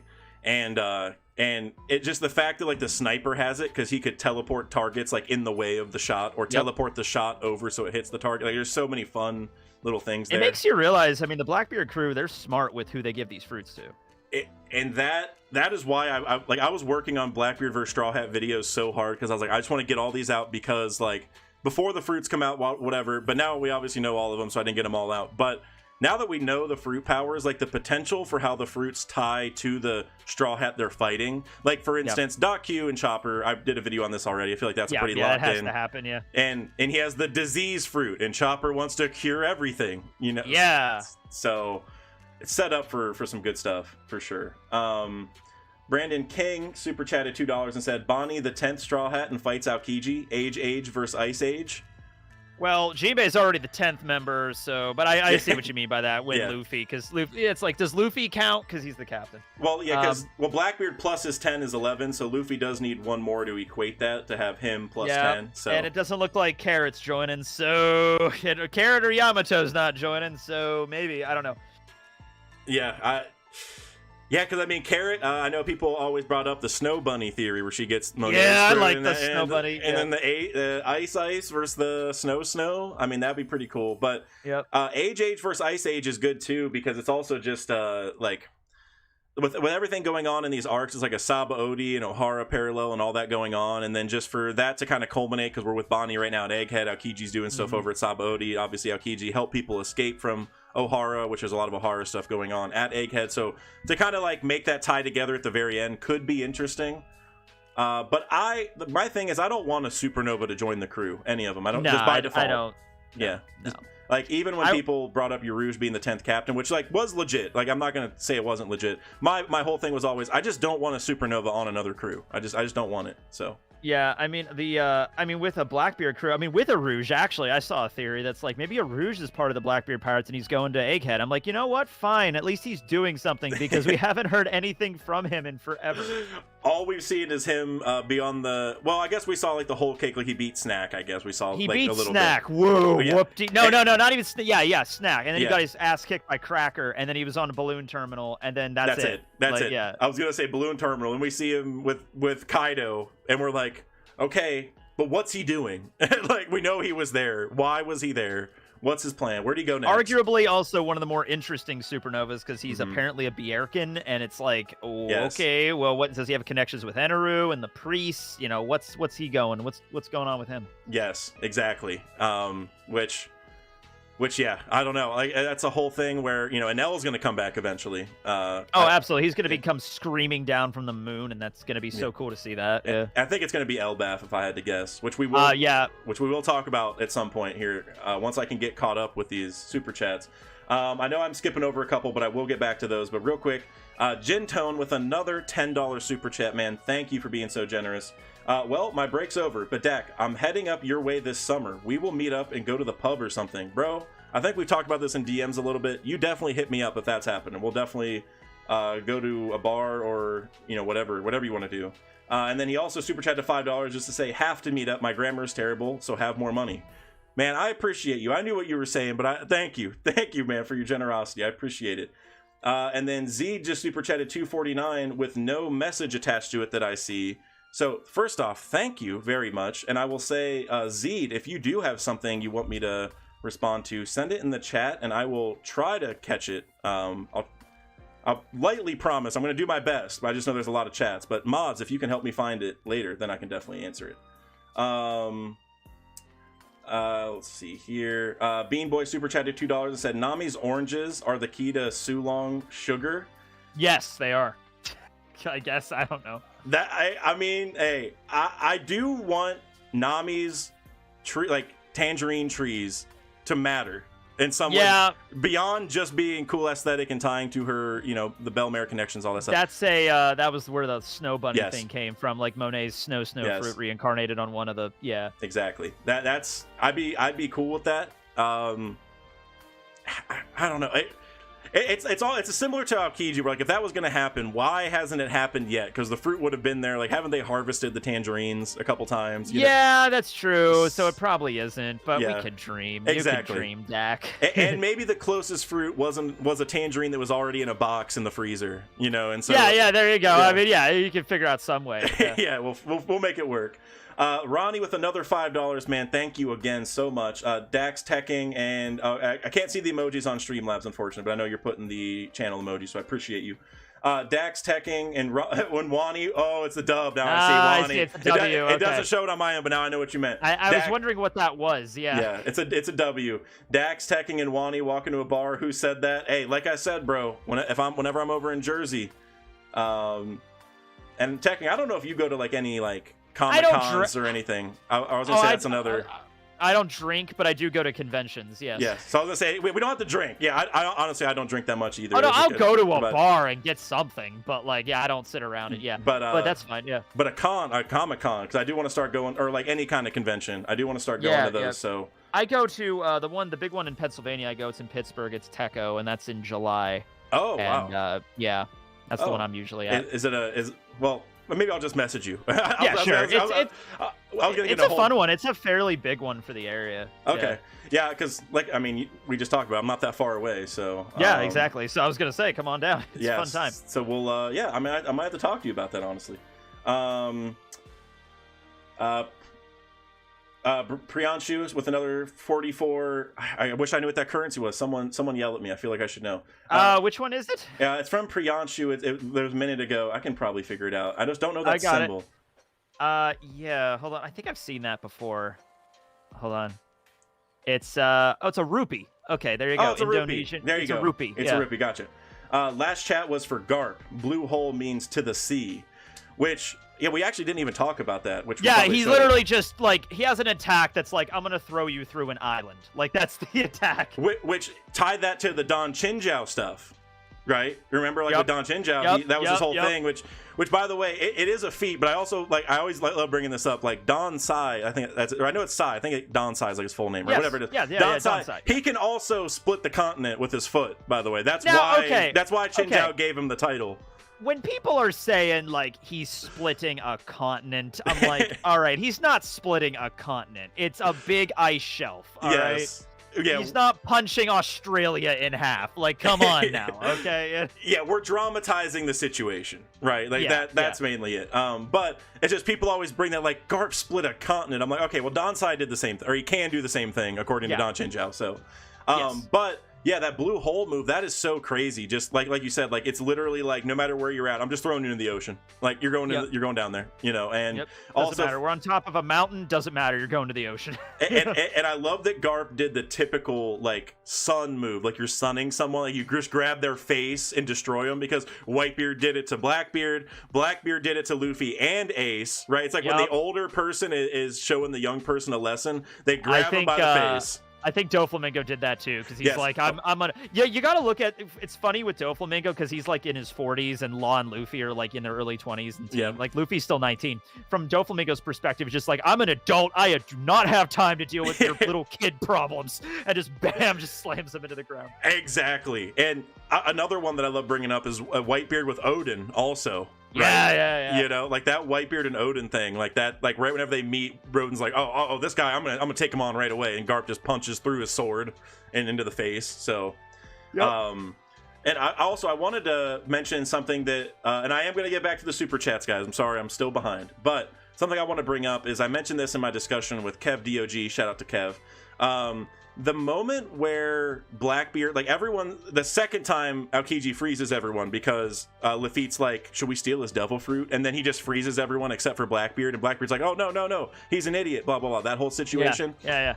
I get big time Roger, Odin, and Whitebeard vibes there, which I know seems kind of weird because it's only like two people talking, whatever. But no, I can see it. I can totally see it. Because Blackbeard's like, why don't you join my crew? And Aokiji's like, you're an idiot. Like, why would I ever do that? It's a very same response to like Whitebeard being like, Roger, like, what do you know? Like, that's not happening. And you also get the vibe of this person's joining at the very end of the journey, right? Like right before they presumably get everything, go to Laugh Tale and all that stuff. And like, there's just all those vibes. And Aokiji has ties to Ohara, which has ties to the history, which Odin's whole role was reading the history. So I think this is Blackbeard's getting Odin on the crew moment. I could see that. I could totally. It's definitely a bonus, even if because Aokiji can't actually read Poneglyphs, but like having him on the crew is definitely going to help. Exactly, and he's probably like near that power level somewhat. I don't want to get into a whole power scaling discussion, but Aokiji's pretty much fleet admiral level. I mean, Odin was going to beat Kaido if they didn't interfere. Right. Speaking of power scaling, I saw a comment in the chat is like the red line is a continent, so Oars should be able to pull it, right? I'm like, yeah, sure, totally. Like that's how that works. Honestly, which I think Oars was Joy Boy, which that's a whole other discussion. Oh my goodness! All right. But and I think Onigashima is the skull, and remember Blackbeard wanted Boa's fruit, and then Shanks thought he was going to go to Wano afterward, but he didn't. Probably because he didn't get the fruit yet, so he can't go unless he has that power because he wants to bring somebody back. But if Onigashima's the head, that's going to be a huge afro. Yes. Oh my goodness. Yeah, and that's the One Piece. It's going to be Punk Records, but way bigger, and it's going to be an afro, and that's why it's so funny. Like. Yep. And I want it to be inside a whale. I'm sure you've heard this before too, but I've heard that one before. Yeah, I want it to be in a whale, so like Joy Boy is just a bigger Brook story. Like the afro was left behind, so they can show it to him, and the whale wakes up and whatever. I don't know. Okay, I want to get to a couple more super chats so I can finally catch up. And I know there's still some from the very beginning that I skipped on purpose, so I'll make sure to get to those. Did that one. Zed with a €12 super chat. I was struggling a little bit, but would Rust Fruit be the equivalent of Decay from My Hero Academia? Do you think it could awaken to that scale of destruction? Plus, what advice do you guys give for starting YouTube? I'll answer that second part real quick, and then if you want to, because I'm not fully caught up on My Hero, but I definitely know what Decay is, and I've seen plenty of it, so I know. But I do want to answer that second part first, because I think the first part could send us on a whole discussion. But for the second part, first thing, and this isn't even like a selfish plug, just being serious, join my Discord if you are interested in starting a YouTube channel. I have a whole section for like general advice, and like I have like a pinned comment with like the apps I use and my general process and stuff like that, so you can at least kind of get some insight on how that works.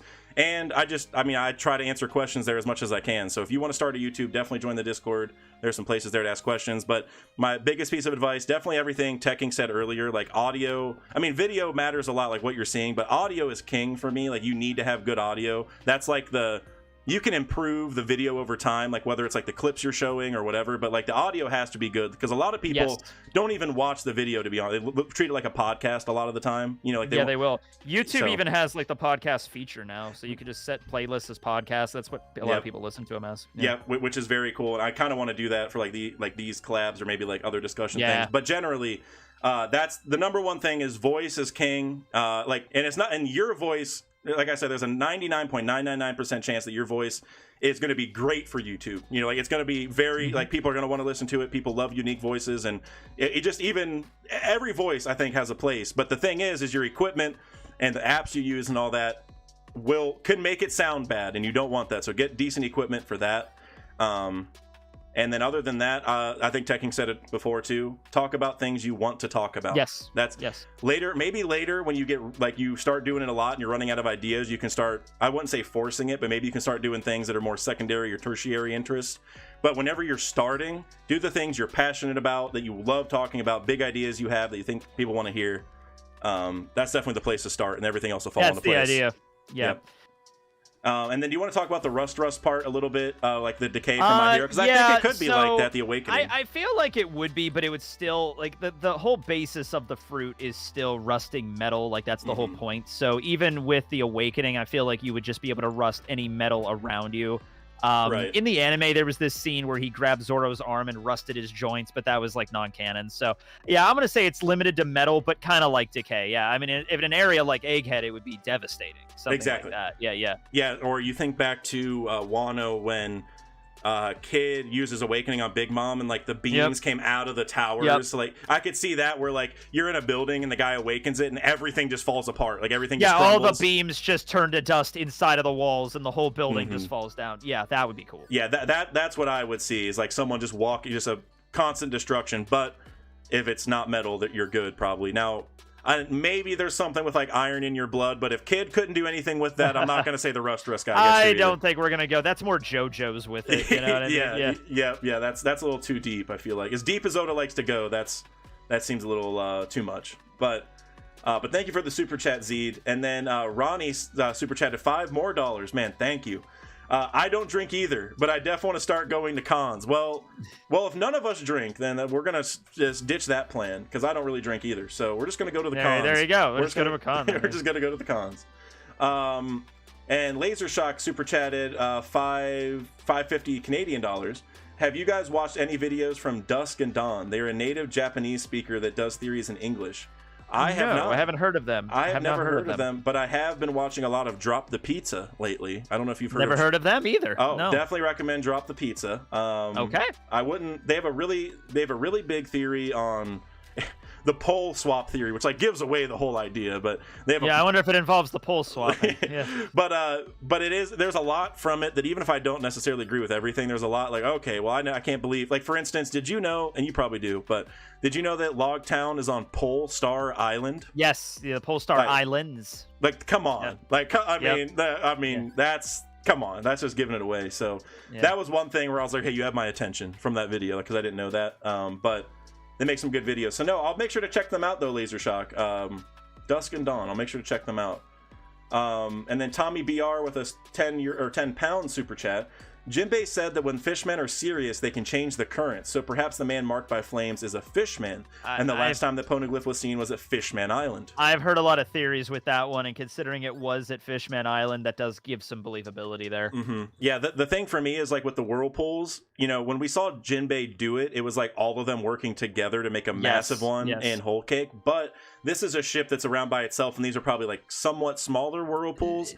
Now, there is a connection here because Whitebeard was the one in charge of the island for so long, and Namor was the fishman on Whitebeard's crew. He was the commander of the 8th Division. So I don't know, maybe Whitebeard dies and he's like, this would be years before I can get the Poneglyph. I feel like Whitebeard had a role to play in the moving of that Poneglyph because he was the one in charge of the island when it went missing. I agree. And I think Shanks has a good chance to tie to this because Roger said, like, we don't know what Roger told him that made him cry. He's obviously been living some kind of life that's like living out Roger's, I wouldn't say living out Roger's will exactly, but he obviously knows, like, from what Roger learned, big stuff's happening, and he's prepping the world for that, essentially, right? That's kind of the setup. So I wonder, did he also have a hand in it? Like, okay, well, this one, like, maybe him and Whitebeard, I could see a discussion, because, like, remember they met on his ship to talk about Blackbeard. I would love if we got to see another thing where he's younger, like, before, you know, and he's like, Whitebeard, like, we got to figure this out. And he's like, what's a little squirt like you talking about road poneglyphs for? And he's like, Roger entrusted me. He's like, well, if Roger did it, okay. You know, and then they talk. So I would like something like that. With the Fishman idea, the whirlpools is the reason I like that the most. And I mean, the Fishman Island stuff makes sense too. But I think mainly the whirlpools, like, how are the whirlpools being made? I feel like it's something that has to be, because Lafitte threw out the idea of a devil fruit. Because Lafitte said it was a devil fruit, he doesn't know for certain. I feel like it's not going to be.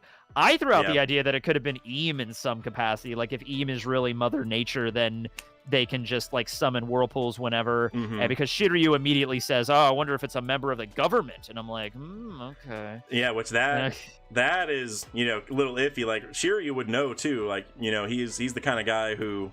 he's in the prison. Like, he knows. Yeah, he was a chief jailer. He would know. Yeah, he knows a lot of the stuff going on down there. So, so I like that. A couple other ideas that I like that aren't really Fishmen connected, which I like the Fishman connection a lot. But like Dragon, where like not even that Dragon's on the ship. It's not. He doesn't even have to be on it. Like, imagine he goes on the ship, awakens his fruit if he actually has a wind fruit. This is obviously we're theoryception a little bit here, but a little bit. But he awakens his fruit, so there's wind everywhere, creating whirlpools everywhere it goes, so just nobody can get close to it, and then it's just unmanned. That's fair. Yeah, there you go. And then he is the man marked by flames because he has like that scar, like maybe it's like I think it's a tattoo, but you could say because the way that it's the man marked by flames is kind of ambiguous whether or not it means you have an actual burn scar or if you have a mark like a tattoo that resembles flames. It could be either or. Exactly. And it could even be, this isn't the answer, but it could even be they have fire powers and they don't even have they're marked by the flames, like the flames of the fruit that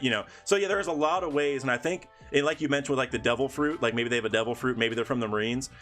I hate that Oda did that because now my mind's like, okay, is that Oda actually telling us that it's a Marine with a devil fruit, or is he telling us that it's not either of the I can take it both ways. You don't know. He's making you guess, man. He's Oda. Yeah, exactly. Like if someone says, well, they said this, so I think it's this power, then I could easily just be like, oh, well, I think he's just throwing us off. But then I could argue the opposite just as well. So yeah, it's really hard to say. And then Nomad Sherm super chatted $10. Mink tribe was an enslaved species from the moon that escaped to the One Piece world. Why? Because they're the only species that naturally create lightning, which is the power source for moon folks. #Sulong.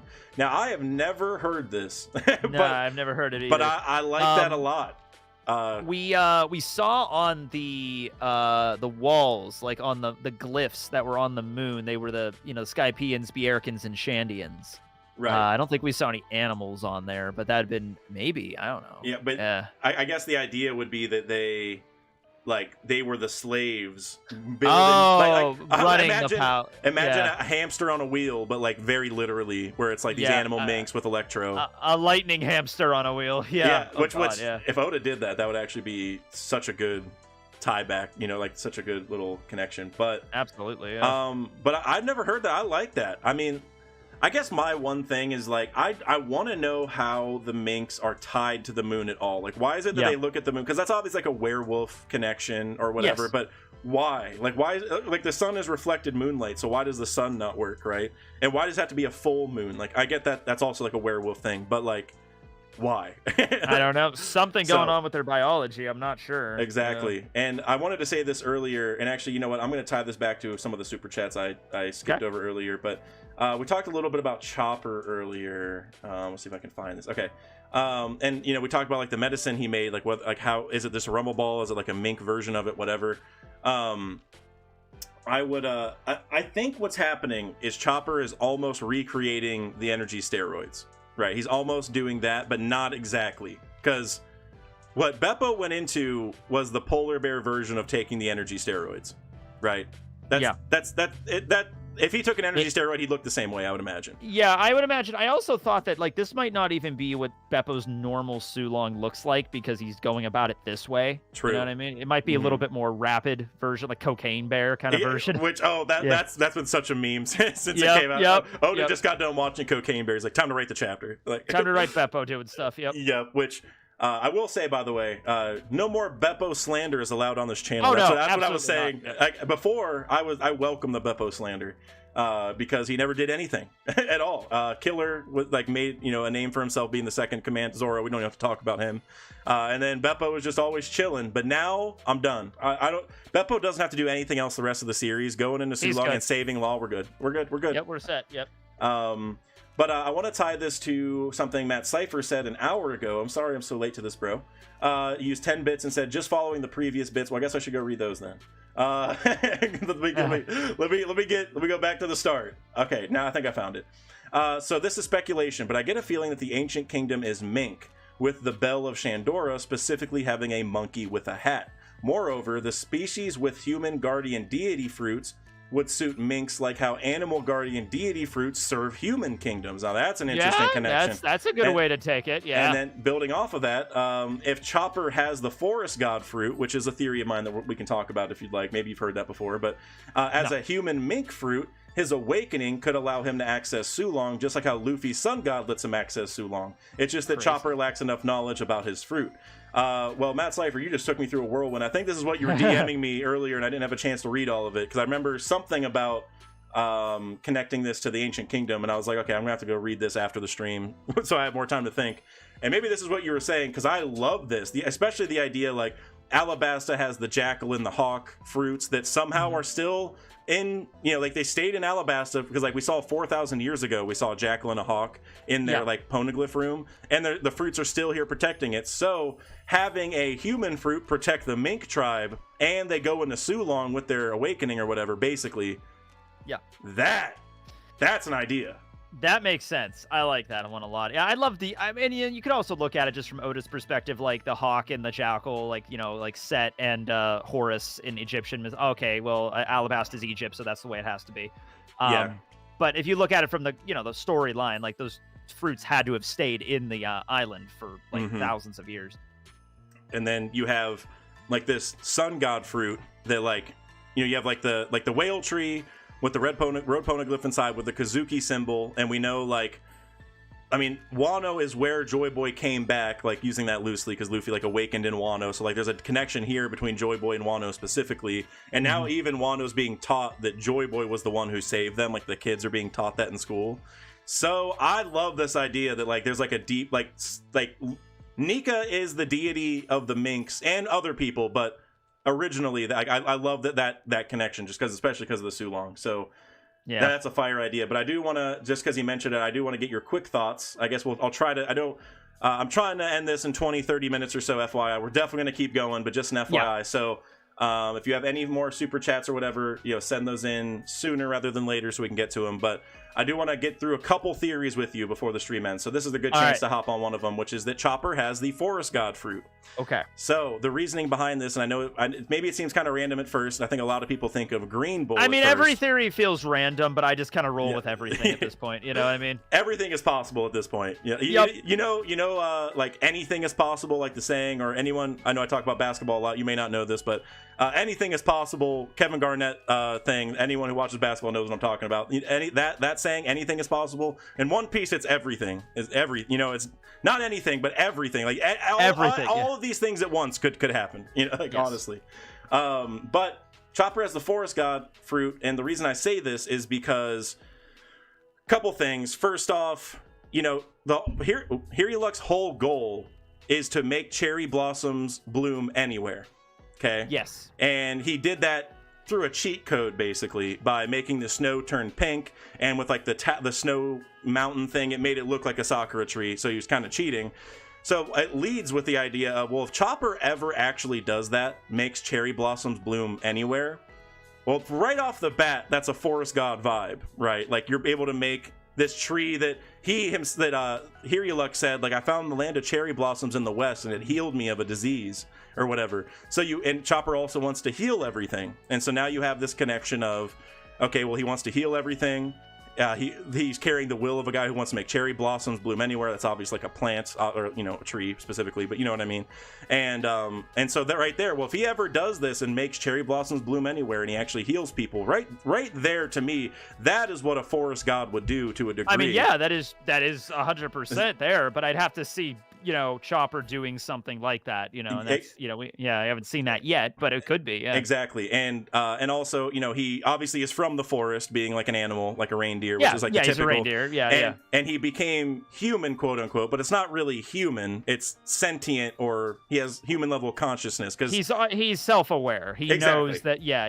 Because he never turned into a biological human. Like even his monster point, like humans don't look like that. You know what I mean? Like there's something. Yeah, that's the thing about Chopper's fruit that I've heard. Like, I've heard so many theories, like he has the ancient human zone, so he's more of like a Neanderthal or like a caveman or something. I've heard he has the Yeti version, because if you look at like Kaku, when he goes into the full giraffe, he looks like a normal giraffe in his normal giraffe form. You know what I mean? Right. Chopper does not look like a human. He looks like maybe like I said, maybe like a caveman or something, like a Yeti, but not an actual human. Exactly. And so, and you even said it there, Yeti. Like that's like another forest I wouldn't say god, but that's another forest legend vibe, right? Like Chopper has maybe Bigfoot more appropriately. Sasquatch, and that's like and that's like how Chopper was treated, right? Whenever he first got it. So there's all these vibes already of like Chopper is a man from the forest who is embodying like if you think about like the four gods from Skypiea, they were like the rain, sun, earth, and forest.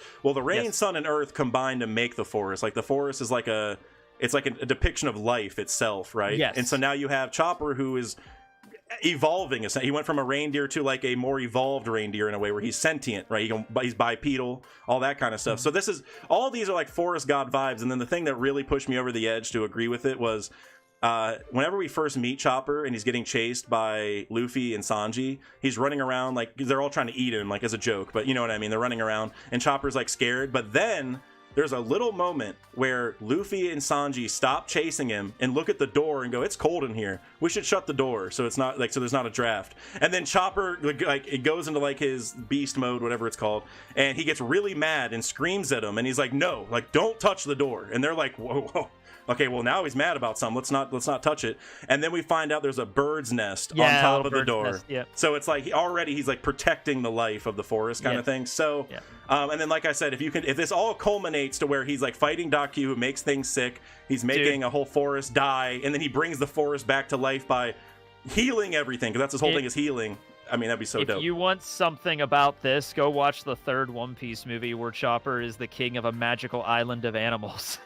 Oh my God, that's right. I've heard that. It's not a great movie, but it's basically Chopper becomes the king of the animals. I've seen a few movie tier lists, and that one is almost always the last one. Near it. It's always in the bottom tier. It's in the bottom tier. Yeah, I'd put it in the bottom tier. It's not a great one. The movie's really straight. It has some hype moments and stuff from it.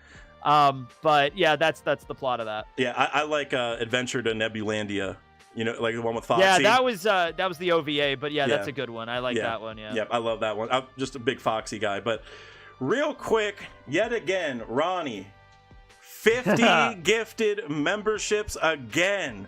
Everyone, go check out Ronnie's channel. All right, young Usopp, you just posted. Everyone, go check out Ronnie's channel. Man, thank you so much, and thank you for bringing this many people into the fold as far as memberships go. You know, like I said, perfect timing because I'm dropping members only content, and just to have this many people being able to use the emojis, seeing so many green names as a part of the community here. I mean, man, Ronnie, I don't even know what to say anymore, man. I'm out of words. I'm genuinely out of words. I've never seen I've never experienced this kind of generosity. This is amazing, man. Seriously, thank you so much. Really feeling the love right now, Ronnie. I really appreciate it. Ronnie, if you have any like questions, because I don't see any questions. If you want to ask something, go for it. We're all here. Yeah, Ronnie, please. I'll try to keep an eye on the chat as best as I can here. Pirate King, you said I can't lie. You got to count all the gifted. It's up there, bro. There are. I wish you guys could see my Streamlabs end of it, because it's much different than like the YouTube end. It's just constant notifications. So there's a lot of you guys. So I really appreciate you guys. I'm gonna need to get a members only something out ASAP just because of this. So really appreciate that. Oh, I keep making Tekking disappear. That's my bad. There we go. Now that's all right. It's okay. I can phase in and out of reality. It's fine. You have Shiryu's fruit. That's all. Yes. Yes. Okay, I want to just try getting through some more of these chats that I skipped over earlier, just real quick, and then I just want to get your thoughts on a couple other theories, and and any thoughts that Ronnie has after all this. Okay, real quick, Matt Cypher, never mind. Yeah, it's 2 hours ago. Matt Cypher used 10 bits and said, "Do you think Nightmare Luffy will ever come back? I think Onigashima Gear 5th is like a daydream Luffy, more so a positive, happy outlook." I want to see Nightmare Luffy come back again. I thought it was a really badass form. I mean, you can kind of see it as like a prototype Gear 4th, kind of with how powerful he was. But I want to see it come back, and I want to know what happens if you combine like Luffy goes into his awakening mode, and then you stuff him with shadows. Yeah. Oh God. Like, and maybe that's what has to happen at the end, like, because like Goku Spirit Bomb vibes, like Luffy has to get energy from everybody, and like they're all like, Luffy, take our shadow. And maybe by this point Haki is like so broken that Luffy can like literally just do it, like just take it without the power, and Luffy just I don't know, but I would love to see it come back. Let's see here. I just realized I should make a tier list video on Luffy's strongest forms. So we could do the Gears and then Nightmare Luffy and then Afro Luffy, which of course would be S tier. Yes. And, you know, I could just do that. Yeah. Well, also Afro Luffy has Gear 5th on his chest, the tattoo. Exactly. Yeah, I saw that. Yeah, I remember that. Yeah. Yeah, people are sleeping on it. Let's see. I'm just trying to make sure I see all of them. I already said that one. Let's see. Already did that one. I think I did that one. Guys, thank you for the love today. Yeah. I've never had to make sure I covered this many, so this is good though. This is a challenge. Okay, Saran Wrap used 100 bits and said if they go to Zoe and Blackbeard follows, he could find that road poneglyph unless he has that one, because he didn't know where it was. He said that this chapter. Right, but I kept forgetting to bring this up during the review, but if Blackbeard captured you know, the Heart Pirates and everything, he would have Law's poneglyphs, which would be the Wano one and the Zoe one. I don't think he has the Big Mom one. Yeah, unless Luffy gave him a copy. But it's like he wasn't there for that. So yeah, that doesn't seem like Luffy would give it to him if he asked, but I don't see him asking. You know? I don't see him asking for it, right? And it's like, because I also don't like. I like the idea that the Straw Hats have the 3, Kid and Law only have 2 each.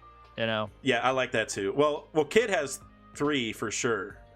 Kid does not have the 4th one, and he doesn't have the Zoe one.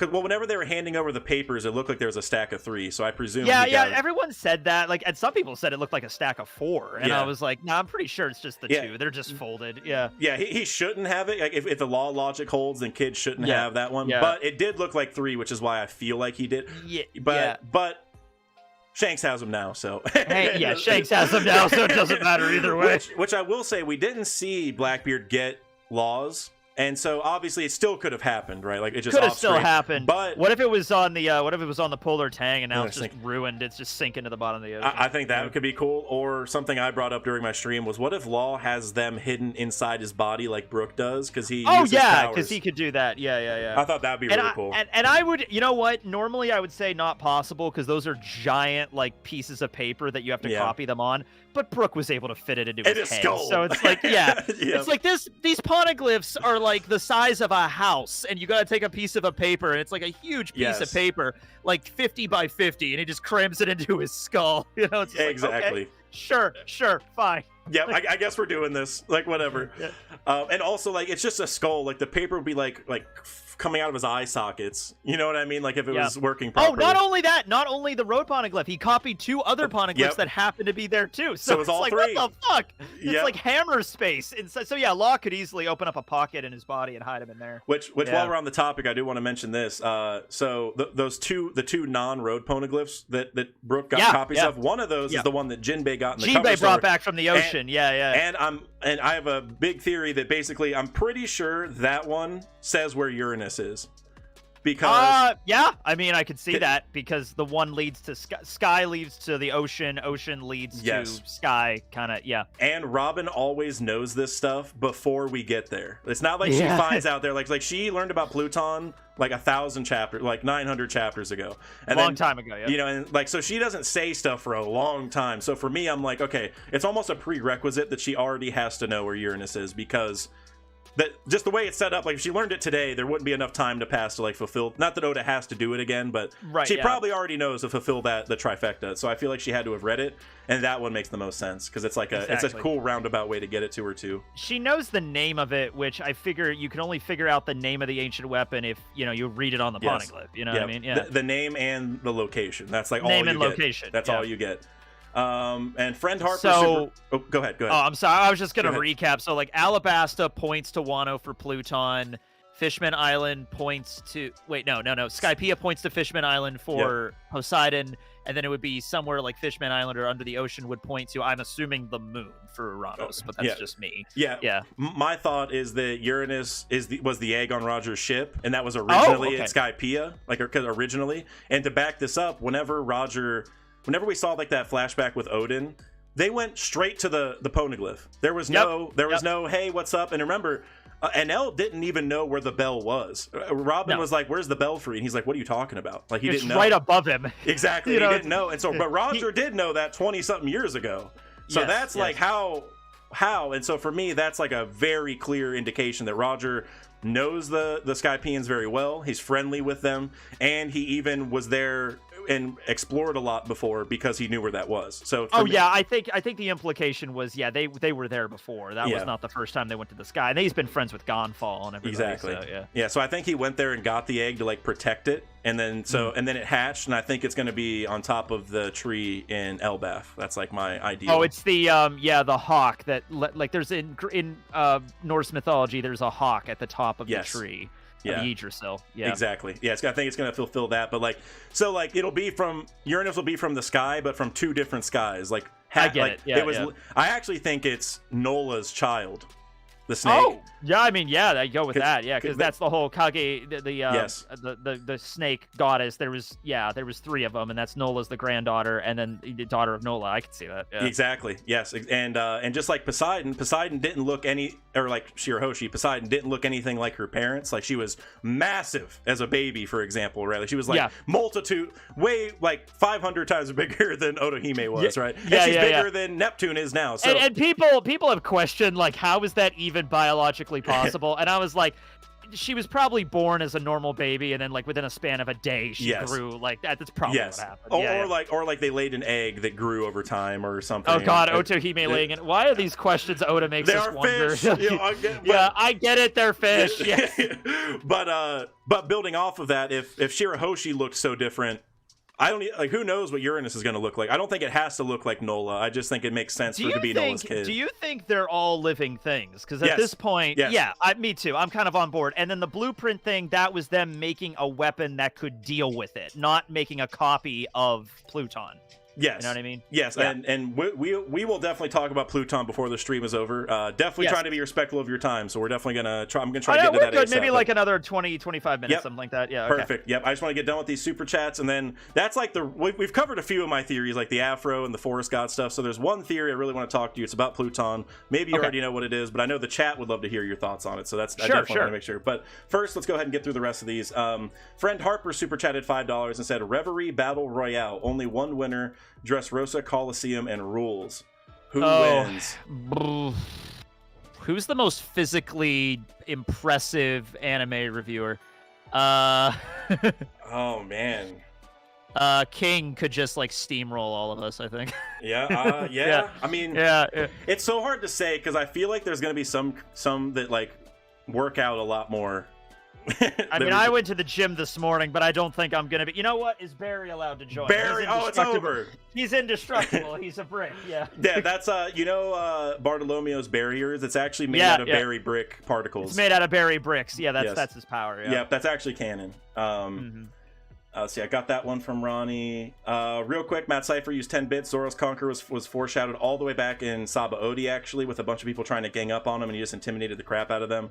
That is true. I think that was around the time Bonnie saved him, right? I think it was like somewhere. Yeah, it was right around there, and also that's like right before Saboti is where Luffy got Conquerors, like where he started exhibiting that. So yeah, like right after like at Amazon Lily, that's like when we really got to see it. So yeah. Matt Cypher used 10 bits. Have you guys read Treasure Island? I remember bothering Dak and Parvision about it. What about you, Tekking? I swear it's the inspiration for One Piece. Treasure Island by I think that's Robert Louis. No, Robert Louis Stevenson was Jekyll and Hyde. No, I've never read Treasure Island. No.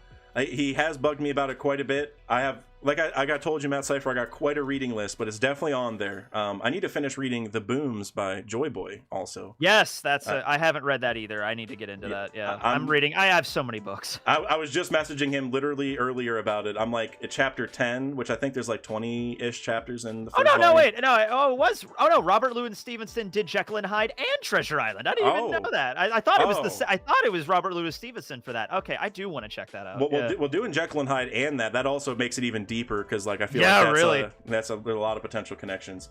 And then Matt Cypher used 10 bits. There's a subtle Wano connection between Sulong and Luffy's awakening because have you seen the Beasts of Wano? All of them have flaming hair like Sulong. Yep, we talked about that a good amount. I'm 100% sold that there's a connection between all these white flaming hair. Like it's probably going to be a thing where like all the people who have white flaming hair were like on the same side fighting the government. You know, like I think that's where it's, and like those pills were probably made like what Chopper did for Beppo. Those pills were probably that for every human was probably. And like then the idea. We can finally get Horty Jones back in this story. No, although I will say like I'm a big believer in Davy Jones being important. Yes, like big huge believer. Like I think maybe he's the one with the ship and the Poneglyph. Yeah. That would be cool. That would be cool.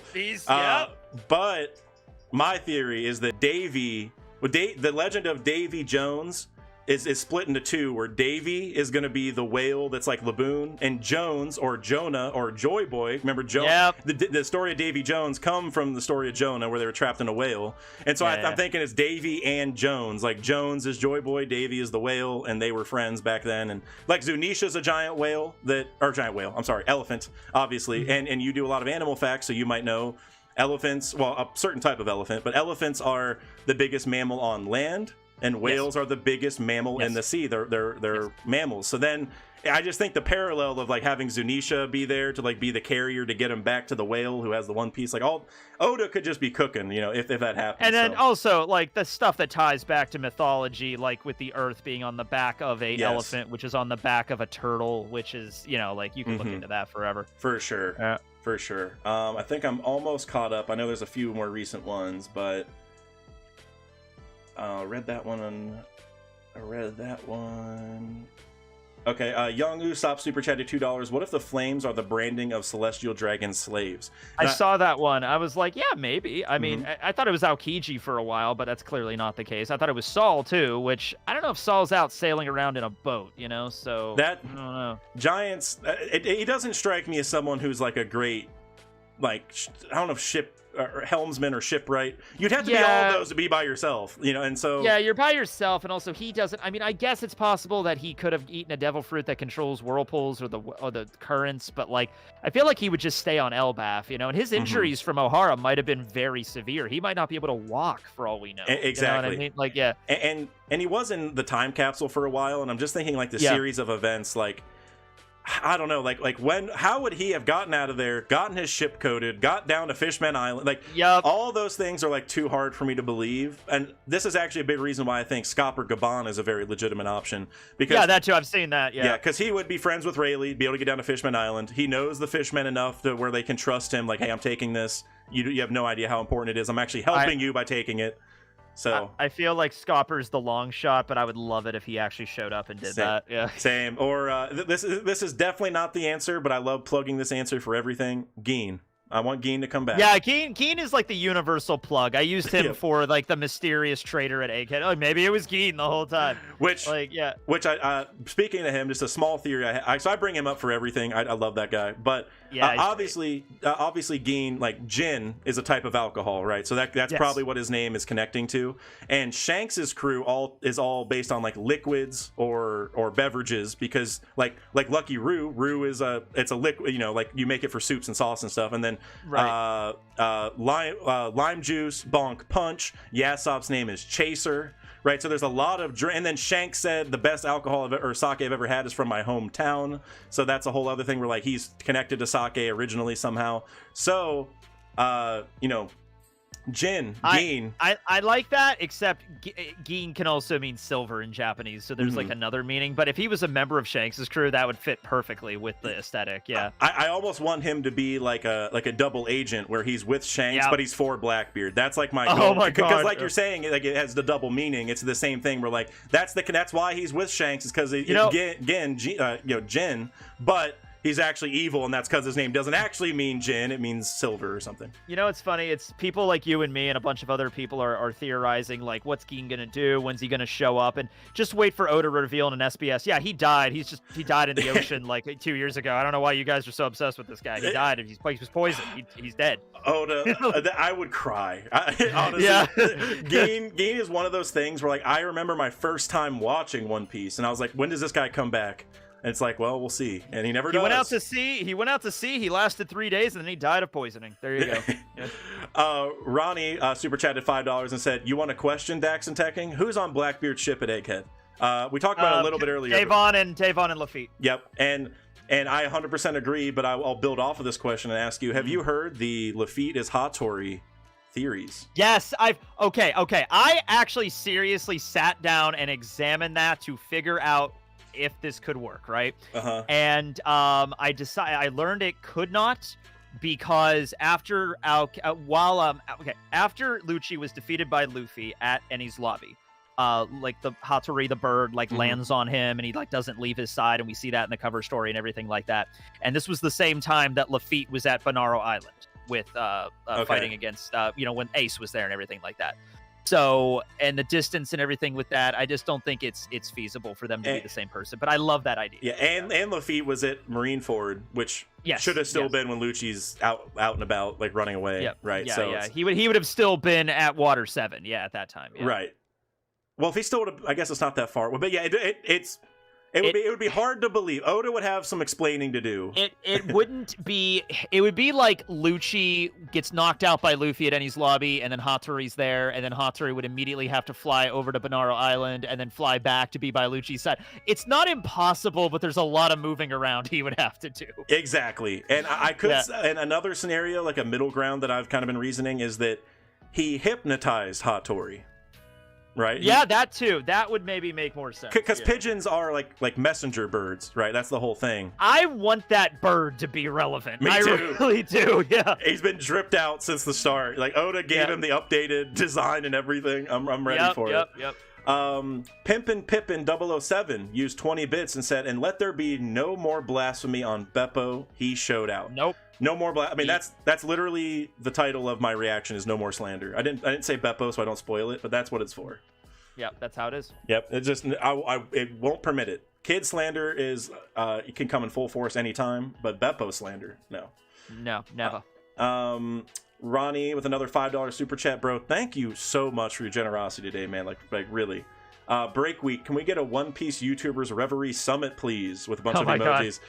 Look, man, the thing with the reveries is you got to set them up, and you got to get everyone at the same time, and that alone is a big undertaking to do quickly. But people don't understand how much goes into each of those. We have a whole chat. We have to figure out, scheduling alone is kind of a pain to figure out when everyone's going to be available, But with that being said, we've had a lot of break weeks in a row, so I would not rule out somebody doing something. Like Randy had the Sword Summit last Sunday, which he hasn't said anything about doing any. He probably doesn't even know there's a break week yet, so he wouldn't be planning it. But, yeah, well, this one might be because this one is Golden Week, and it's a standard one every year. Yeah, true.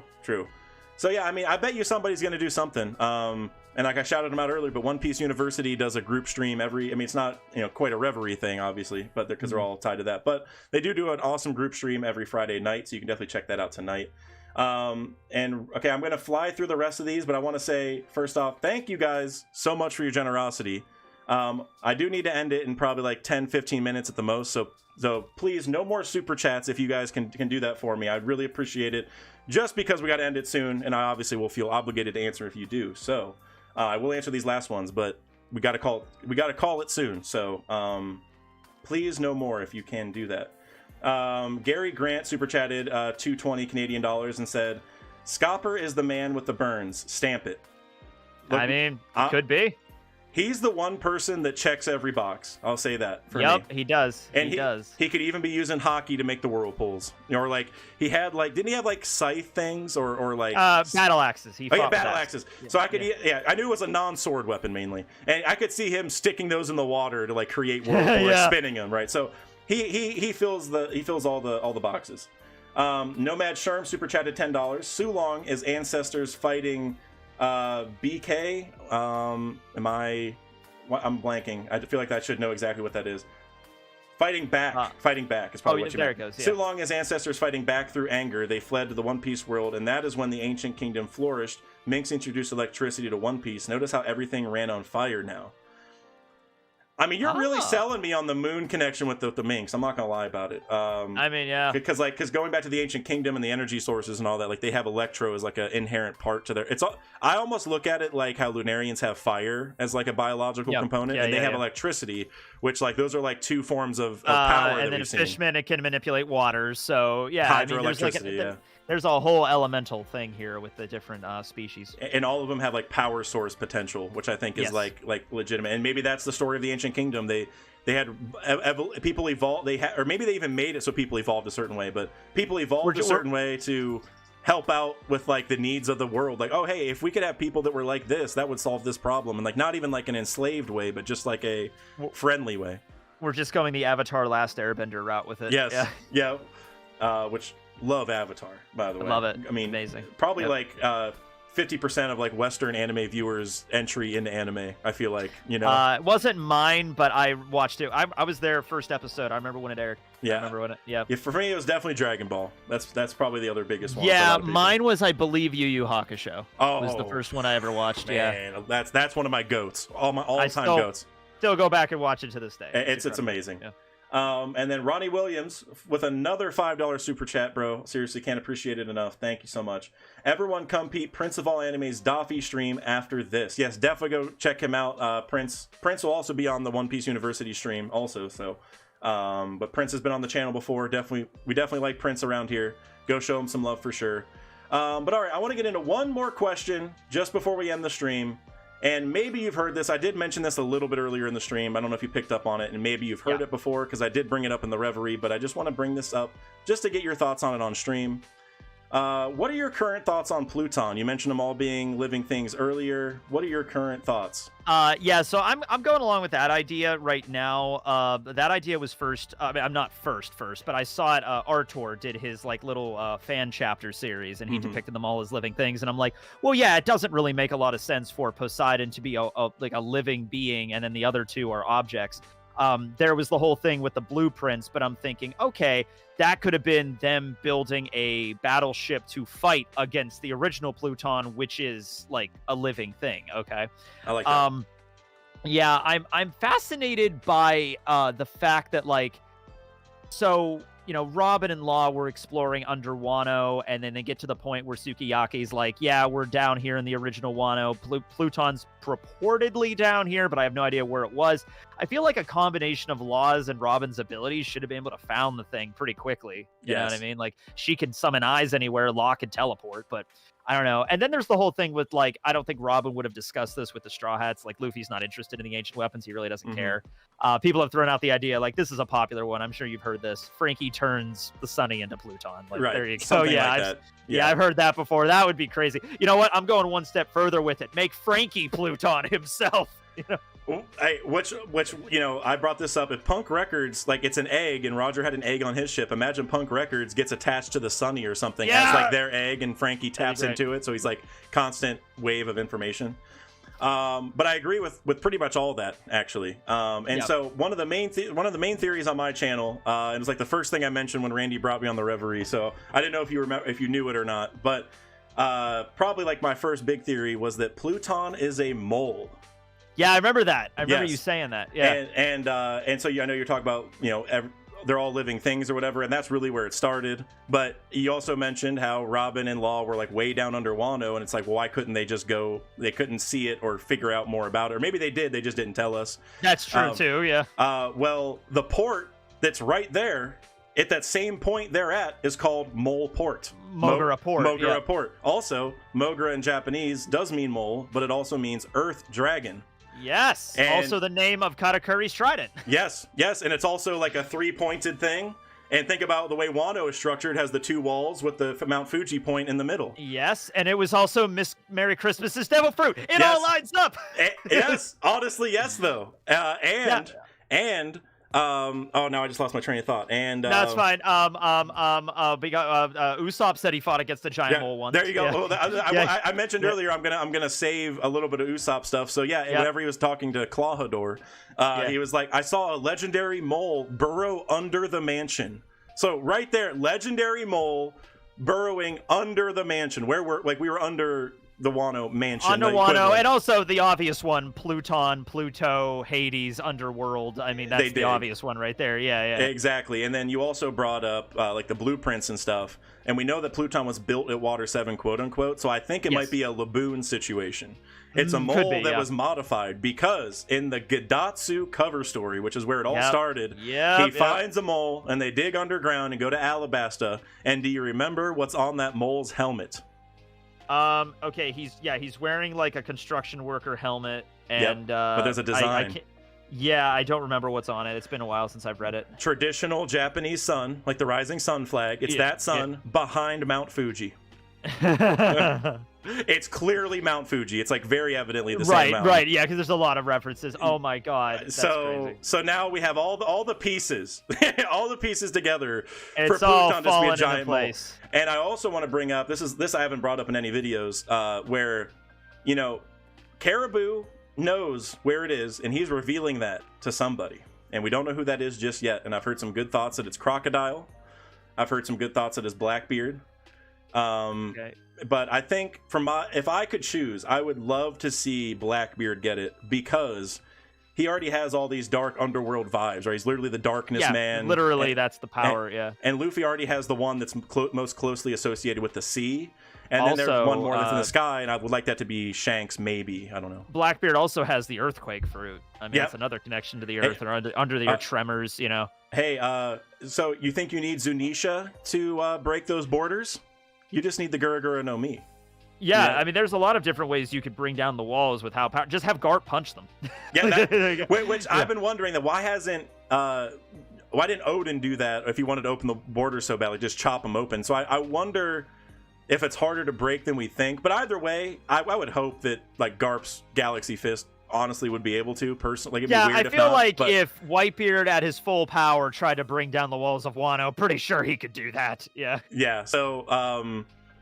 So yeah, that was that's Pluton as a mole is one of the things I'm looking forward to the most. That was like decked out mecha mole kind of design. Like that would be awesome. Yeah. And also the mole that Gidatsu found, they modified his helmet so they could ride in him. I'm looking at it now. It opens up so they can ride around inside of it. That's great. Yeah. Like and you know, we all know it's a ship, but all you need is you're a Franky fan, right? Isn't Franky your favorite Straw Hat? He is. He is my favorite character. And Franky told us that if a ship isn't a ship when it can't get you to the next island. Like, no matter what it looks like, if it doesn't take you to the next island, it's not a ship. Conversely, it doesn't matter what it looks like. If it gets you to the next island, it's a ship. It's a ship, absolutely. So if you just dig under the ground and just cheat the whole system, it's still a ship. You're getting to the next island. There you go. You're beating the system. Yeah, it's a ship. Yeah, fuck it. Yeah, so yeah, that's the Pluton theory. That was the main one. I want to make sure Tekking is aware of the Franky with mecha. Yeah, I love it. Yeah, I would love Franky to also because Franky also said that thing is alive, like that monster, that's the nastiest monster in the history of shipmaking. He's called it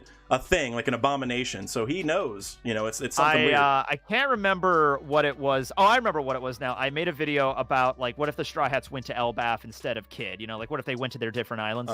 Right. So you have, let's say, the Sunny arriving at Elbaf, and somebody left a comment because Franky's wanted poster is just the Sunny now. That's just what it is. Yeah. So just Shanks would look out and just be like, "Oh my god, Cyborg Franky is carrying all the Straw Hats on his back right now." That'd be so incredible. Funny. It's so powerful. Yeah, I love that. Yeah. Do you have any quick thoughts on where that might lead, by the way? Just like that Franky Sunny poster thing. Obviously, I think they're going to fuse at some point, but do you think relevance? I think they absolutely have to fuse. There was the SBS where they talked about Franky in the bad future basically becomes a war battleship that destroys everybody with no humanity. So obviously he would have humanity here, but dude, Franky's all into the mecha transformations, Voltron, Megazord kind of shit. Of the fact that they would not be able to merge together into some ultimate fighting being has to happen. You know what I mean? Yeah, for sure. And quick shout out to Lee J Animation on Twitter. That's the artist that does a lot of my thumbnails, and I did a Franky one talking about that.